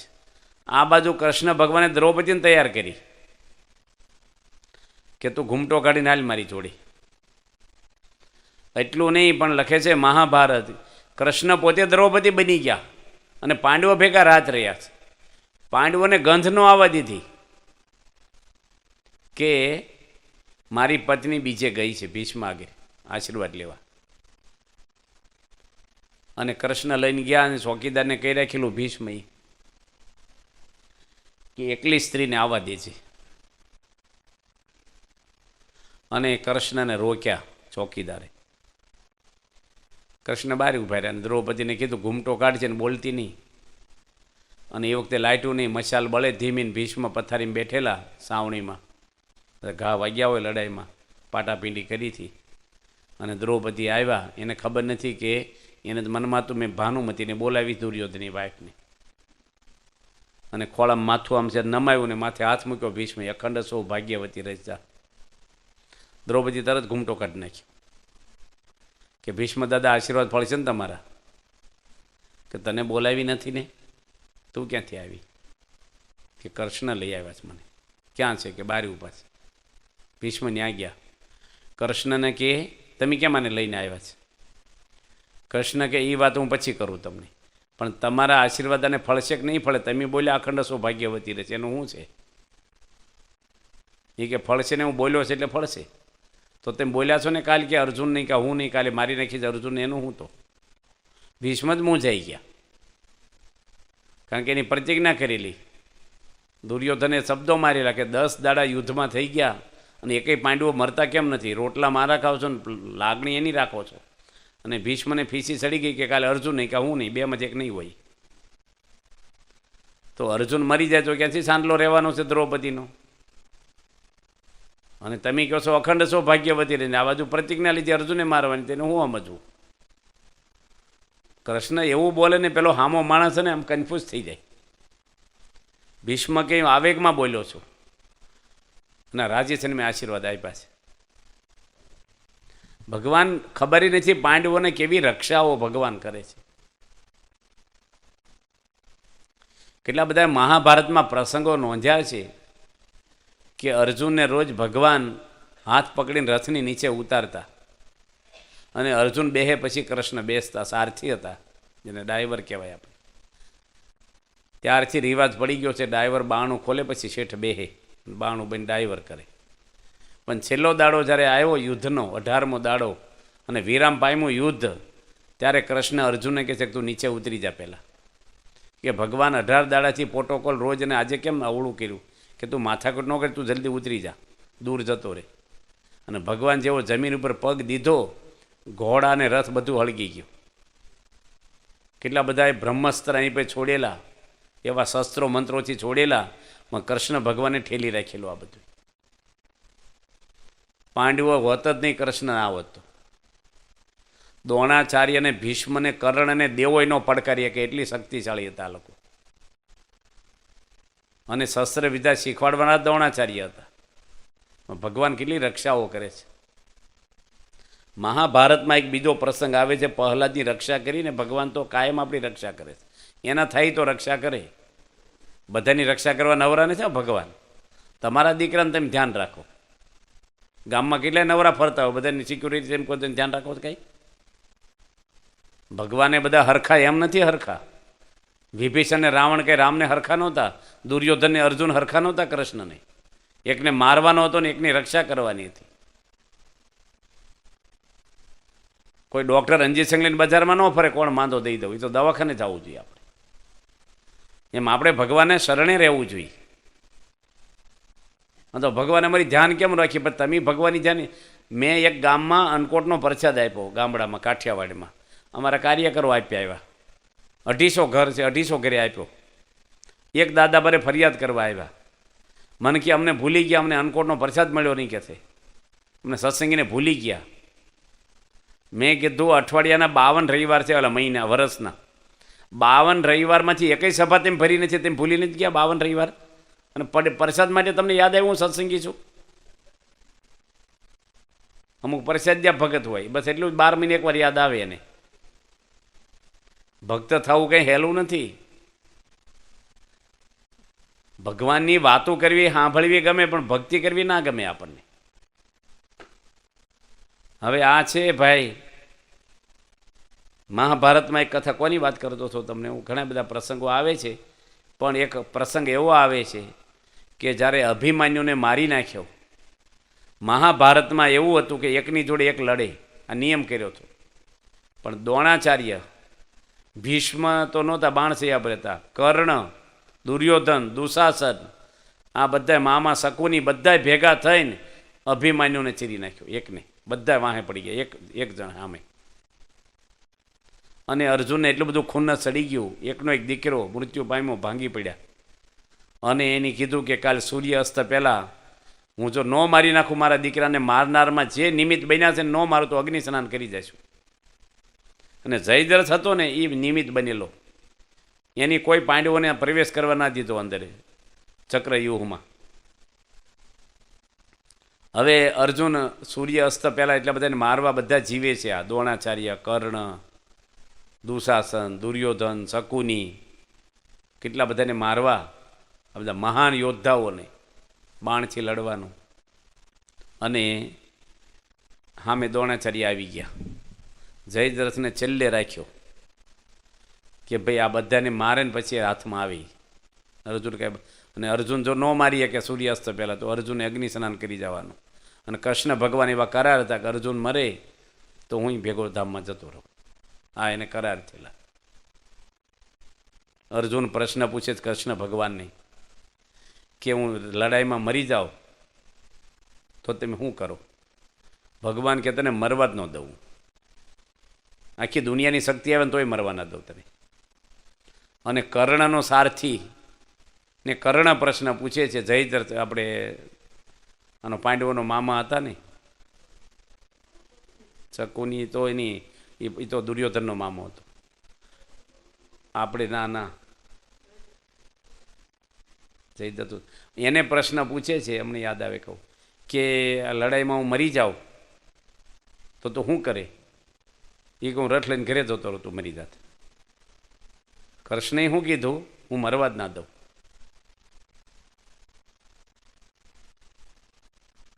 કહેવાનું શું કે ભગવાનનો આશરો હોય ને એ જુદી વસ્તુ છે ને. માણસનો આશરો, આપણે સત્તાવાળાનો આશરો હોય.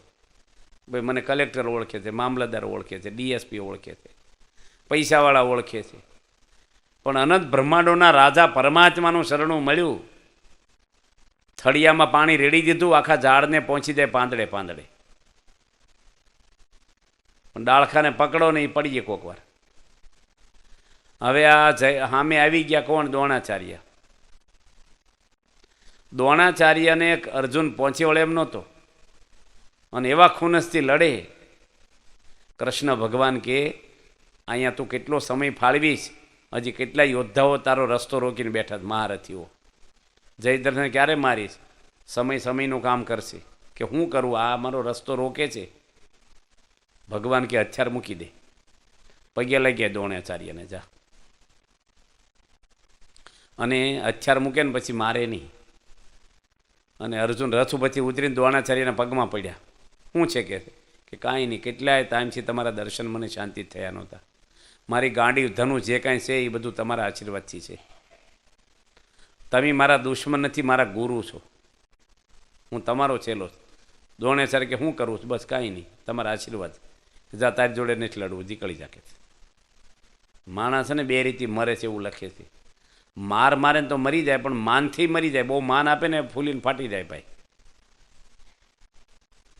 અને દ્રોણાચાર્ય ફૂલાઈ ગયા ને જો 2 મિનિટમાં જીતાઈ ગયા કે ન જીતાઈ ગયા. આ ભગવાન રસ્તો બતાવે. અને બધાને વીનતા વીનતા સૂર્ય અસ્ત થઈ ગયો ને જયદ્રથ દેખાણો નહીં. હવે શું કરવાનું? લાકડા ભેગા કરીને અગ્નિ પેટાયો. અર્જુને મરી જવાનું, કૃષ્ણ ભગવાને ધામમાં જવાનું એની જોડે. લડાઈ જીતાઈ ગઈ, અધર્મનો વિજય થાય, ધર્મનો નાશ થયો. અને કૌરવ બધા એ વખતે દારૂ પીવા જતા એમ લખે છે. બધાય દારૂ પીધો. અને માણસને એમ કે લડાઈ જીતાઈ ગઈ એટલે ખુશમાં હોય ને 2 પ્યાલી વધારે પીવે. અને આ બાજુ અર્જુન અગ્નિમાં પડવા જાય. કૃષ્ણ ભગવાને હાથ પકડ્યો કે અમને રે. એ કે મારી પ્રતિજ્ઞા. ભગવાન કે મારે પ્રતિજ્ઞા થાય, આપણે બેને હાથ પકડીને જ અગ્નિ સ્નાન કરવાનું છે. થોડી વાર તો બેસ. એટલે બરાબર દારૂ લગાવ્યો ને ચડ્યો. ભગવાને આમથી આમ હાથ કર્યો ને વાદળું ખસી ગયું, સૂર્ય દેખાઈ ગયા. અને બધા પીધેલા આવ્યા પાછા લડવા. પીધેલામાં હું મોઢું હાલે પણ પગ હરખા ન પડે, પછી નિશાન ન પડે. ને અર્જુને જયદ્રથ દેખાણો. કૃષ્ણ ભગવાન ફરીને એને કહે છે કે જયદ્રથના પિતા છે એને વરદાન છે, એના દીકરાનું માથું જેનથી હેઠે પડશે ને એના 100 ટુકડા તારા થઈ જશે. માટે એવું બાણ મારજે કે એના પિતાના ખોળામાં માથું પડે એના છોકરાનું, એના બાપ જ મરી જાય. આ જો ભગવાને ન બતાવ્યું હોય તોય અર્જુન ધામમાં જત. ભગવાન આ તો કહેવાનું કેટલી રક્ષાઓ આપણી ભગવાન કરે છે આપણે ખબર ન હોય. અમારે એક આર્કિટેક્ટ હતા નવસારીમાં, બિપિનભાઈ, બહુ મોટા આર્કિટેક્ટ. હું નવસારી મંદિરમાં રહેતો 95 થી 98 સુધી. તે મંદિરની સામે એક્સિડન્ટ થયો એનો. ઉપરથી ટ્રક નીકળી ગઈ અને ભાઈ ઊભા પડેલા સ્કૂટર ઉપર ઉછળીને, પણ ટ્રકના વ્હીલમાં એનો પગ કે માથું ન આવ્યું, આમ પડેલા. લોહી લુહાણ થઈ ગયા. મંદિરમાં નાળિયેરી થઈ. તરોપા પાયા, ડ્રેસિંગ કર્યું, અમારી ગાડી મોકલીને ઘરે મોકલવા. અને બોલ્યા કે સ્વામી મારી આયુષ પૂરી થઈ ગઈ છે. આ મંદિરના ગેટની સામે પડ્યો તો ભગવાને મારી રક્ષા કરી છે. રોજ આરતીમાં કથામાં આવી છે. હવે ભગવાન માટે જીવીશ. અમે ભૂલ શું કરી? લખાણ કંઈ લીધું નહીં. અઠવાડિયું આવ્યા ને ભાઈ આવતા બંધ થઈ ગયા. પાછા ભગવાન રક્ષા કરે, પાછા જીવવા. કોના માટે જીવવા મળ્યા? પાછું હતું એવું ને એવું. ભગવાન તો આપણને દયાળુ છે, પરમાત્મા. એક ડગલું હાલે ને ભગવાન 100 ડગલા સામે હાલે. અને એના કેટલા બધાની રક્ષાઓ તો ભગવાને બહુ કરી છે. સ્વામિનારાયણ ભગવાનના સમયમાં એક નાજા જોગ્યા થઈ ગયા અને ભોંયરા ગામ છે જસદણની બાજુમાં, એના વાસુર ખાસર દરબાર. જે માણસોને કાંઈ પણ નાની મોટી ભૂલ થાય ને ઢીસણ ભાંગી નાખે એના, અને એક હોલ હોય એમાં નાખી દે. પાટાપીંડી દવા ન કરાવે, દવા કરાવે તો મારે શું કામ, જીવડા પડે, વેદનાઓ થાય, આવો કુર માણસ. અને નાજા જોગ્યા એક ભગવાનના ભક્ત હતા, સ્વામિનારાયણ ભગવાનના. એને મનમાં છું કે આ દરબાર છે ગામનો રાજા, અને એને જો સ્વામિનારાયણ ભગવાન આવે ને સદબુદ્ધિ આપે તો આ પબ્લિક કેટલી પીડા પામે છે ને, હગા બૂમો પાડે, કાળી શીશો બચારાને ઢીસણો ભાગી નાખે હથોડાથી. તો એને થાય, એને વળી કહેવા ગયા કે તમારી ઈચ્છા હોય અને તમે જો અનુમતિ આપો તો અમારા ભગવાન સ્વામિનારાયણને હું બોલાવું. ત્યારે એ કહે છે જો સ્વામિનારાયણ ભગવાન હોય ને તો કાલે સવારે હાજર થઈ જાય ને કાલે તારા ઢીસણ ભાંગી નાખીશું. અમુક માણસને સત્સંગ જ ન કરાવાય. હવે ભગવાન એ વખતે વિસનગર હતા, ઠીક મહેસાણાની પેલી બાજુ. એ વખતે મોટરું નહીં, તાર ટપાલ ને ટેલિફોન નહીં, સમાચાર કોણ આપે પહેલાં તો? ક્યાં ઉત્તર ગુજરાત અને ક્યાં ગઢડાની બાજુમાં જસદણ, રાજકોટ આગળ. પણ ભગવાન રાતોરાત આવી ગયા. ભગવાન તો અંદરનો અવાજ સાંભળે છે. અને સવારમાં મોં હોજણું છું અને કીધું ગામના માણસોને કે વાસુર ખાસને કહી આવજો કે નાજા જોગ્યાના ભગવાન આવી ગયા. અને ભગવાન એની કચેરીમાં ગયા એકલા જ. બીક ન લાગે ભગવાનને. વિરોધી હતો, નાસ્તિક હતો. ખુરશીમાંથી ઊભો થઈ ગયો, ભગવાન એની ખુરશીમાં બેસી ગયા. અને ભગવાને કીધું કે શીશો કોણ પાડે છે? કે બધા માર્યા છે, ઢીસણ ભાંગ્યા, કાંઈ ભૂલ કરે નહીં. એવું ના કરે, નાની મોટી ભૂલ મનુષ્યની થાય પણ એટલી બધી સજા ના કરવી જોઈએ. આવી તમારે જમપુરીમાં તમને દુઃખ એ કે એ બધી વાણિયા બ્રાહ્મણને સમજાવજો આ બીકની વાતો કહેશે. હું તો દરબાર છું, આ ભાગવતના પોથા અધેર બાંધી દઈએ એમ કહે. ભગવાન કે વાતુથી નહીં લાતુથી માનશે આ. ભગવાન એક દ્રષ્ટિ કરીને યમરાજાને ત્યાં મોકલ્યો એને, અને એવો યમરાજા મારે ને શરીર ઉછળે એનું આખું, અને એને ધોત્યું બગડી ગયું, અને એટલા તડફડિયા મારે, ઝાડા પેશાબ થઈ ગયા, કાળી શીશો પાડે. એના સંબંધી પગે લાગ્યા, ભગવાને કે દયા કરો, અને એને લાવ્યાને જીવતા જમપુરી દેખાડી. પગમાં પડી ગયો. ભગવાન કે આ તો સેમ્પલ બતાવ્યું તને, હિસાબ તો તારો હવે લે છે. રડી પડ્યો, બધાને છોડાવ્યા, કંઠી પહેરાવી ભગવાન એને, એની રસોઈ આપી. ભગવાન કે બધા કેદીને જમાડીને માફી માગી. તો ભગવાન છે ને રક્ષા તરત કરવા આવે. તમે સિક્યોરિટી ગમે તેટલી હોય પણ હાર્ટ એટેક આવે કોણ રક્ષા કરે? સિક્યોરિટી કરે આપણી રક્ષા? પેરેલિસ થઈ જાય કોણ રક્ષા કરે? ધીરુભાઈ અંબાણી નહીં પેરેલિસ થઈ ગયો હતો, લુગડા બીજા પહેરે, ખવડાવતા હતા બીજા, પૈસા કામ ન કરે બધી જગ્યાએ. એક પિયુષભાઈ છે આંકલાવમાં, આંકલાવ તાલુકો છે બોરસદની બાજુમાં, ખેડા જિલ્લામાં. એને બ્લડ કેન્સર થઈ ગયું. 40-42 વર્ષની ઉંમર હોય, ઘરે જમી આવ્યો છું હમણાં. અને અમેરિકા જઈને દવા કરી પણ મટ્યું નહીં, બ્લડ કેન્સર. ત્યાં ગોલબ સ્વામી એક મોટા સદગુરુ સંત છે, બોચાસનમાં રડી પડ્યા એને ઘરે. ત્યાં સ્વામી કે દુઃખી ન થાવ, ભગવાનને હું પ્રાર્થના કરીશ, તમને મટી જશે. આજે આ વાતને 8 વર્ષ ત્યાંનું કેન્સર મટી ગયું, બોલો, વગર દવાઈ.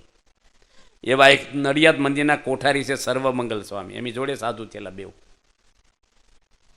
એને બ્લડ કેન્સર થઈ ગયેલું, આણંદમાં રહેતો સાધુમાં. અને ડૉક્ટરે કીધું કે તમને લોહીના કણે કણમાં કેન્સર છે. અમદાવાદ લઈ ગયા, અમદાવાદના ડૉક્ટરે ના પાડી કે આ કેસ ફેલ છે. મુંબઈ લઈ ગયા આપણે છેલ્લે. મુંબઈની અંદર ડૉક્ટરોએ 5 દાડા રાખ્યા, પછી મંદિરમાં મોકલી દીધા કે 2 દાડામાં ધામમાં જશે, એ રાખવાની જરૂર નથી. આમાં કાંઈ નથી હવે, છેલ્લા ટેજમાં છે આ બધું. અને એક ડલાસથી આવેલા નરેન્દ્રભાઈ કે કોક કેન્સરના સ્પેશિયાલિસ્ટ ડૉક્ટર હતા, એની બધા રિપોર્ટ જોયા કે આ કેસ બસે જ નહીં. અને રૂમની વચ્ચોવચ્ચ પડ્યા રહે ને બારીમાંથી સંતો દર્શન કરે, ધામમાં ગયા જીવે છે. 2 દાડા એમને પડ્યા રહ્યા, એમને ખાધા પીધા વગેરે, રૂમની વચ્ચે એમને પડ્યા રહે. આપણે દયા આવે. બાપા વિદેશ હતા ને બાપાને ફોન કર્યો સંતોએ મુંબઈથી કે બાપાને ધામમાં લઈ જાઓ ને પીડા બહુ થાય છે. હવે ડૉક્ટરો ના પડે. સ્વામી કે ધામમાં નહીં, ભગવાન એને સારું કરી દે. પ્રમુખ સ્વામી ક્યારે નથી બોલ્યા મારા આશીર્વાદ છે જાઓ, ભગવાન સારું કરી દે છે. આજે 20 વર્ષ થઈ આ વાતને, એના બ્લડમાંથી કેન્સર નીકળી ગયું. કોઠારી છે નડિયાદ મંદિરના, આજે એ કંઈ મેડિસિન લેતા નથી. જો ભગવાન તો છે ને ગમે તે શક્તિ વાપરીને રક્ષા કરી શકે. બાકી આખી દુનિયાના ડૉક્ટર ભેગા થાય, બ્લડ કેન્સર કોઈથી ન મટે. યોગીજી મહારાજ જામનગરમાં હતા ને હરીલા કલ્પતરુની પારણ હતી ને નટવરસિંહ દરબાર ધામમાં જ અત્યારે હાર્ટફેલ થઈ ગયું એનું નાની ઉંમરે 23 વર્ષની. જામ સાહેબના ઘરે યોગી બાપા પધરામણી ગયા અને કોઈ કહેવાયું કે સ્વામી નટવરસિંહ ધામમાં ગયા ને પારણ ચાલુ છે આપણી, બપોરે જમવાનું હોય ને ત્યારે એને નનામી બંધાઈ ગઈ છે. બાપા કે તમે જાઓ જલ્દી અને બાળવાનો લઈ જાય, હું આવું છું. યોગી બાપા ફળિયામાં પગ મૂકીને હું બોલ્યા, નટવરસિંહ તમારે પારણમાં પાણીની પીરસવાની સેવા છે, ઊભા થઈ જાઓ. ઠાંઠડીમાંથી ઊભા થઈ ગયા. મરદાને બેઠા કરવાની તાકાત યોગી બાપામાં હતી. હારે ના થાપે થર થર કંપે પહાડો ઓલા પાપના રેજી. હારેના ચરણોમાં દુઃખ દૂર થઈ જાય ઓલા જન્મો જન્મનાજી. એની આંખોમાં અમૃત કૃપા મળાને બેઠા કરે રેજી. યોગી મારા જોડી માગવા નીકળતા. આવી શક્તિ એનામાંથી કેટલાની રક્ષા કરી, કેટલી કથા એની તો આવે છે. મહાન પુરુષો ધારે કરી શકે એનામાં ભગવાનની શક્તિ, પણ અહંકાર ન આવે ને એ ખબર ન પડવા દે. આપણે તો સહેજ કોકને સલાહ આપી ને મેં કીધું એટલે નકર દુઃખી થઈ જતી. એ તો હું હતો એટલે આમ થયું. આપણા હું આવી જાય તરત. એક ભાઈ એના હાહરે ગયા, ગામડાના ગરીબ માણસ, ઘરમાં કાંઈ નહીં, અને બાજુમાંથી તમારી જેવા આગળથી વીટીઓ માગી હોનાની કે મારે હાહરે જવું, નવા નવા જમાય હોય ને એના પ્રભાવ પાડવાનું બહુ હોય બધાને.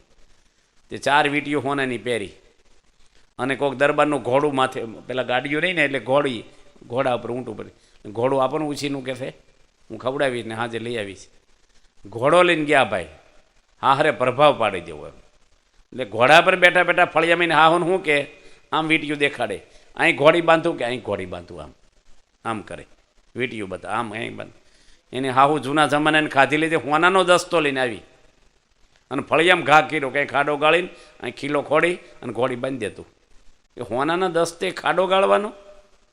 અમારે આવા 2-3 દસ્તા છે પેલી કે આ તો કોકની વીટીઓ, આને હું દેખાડું, આ તો હોનાનો દસ્તો છે ને કીધું, કોંચ નાની અને દસ્તો કે.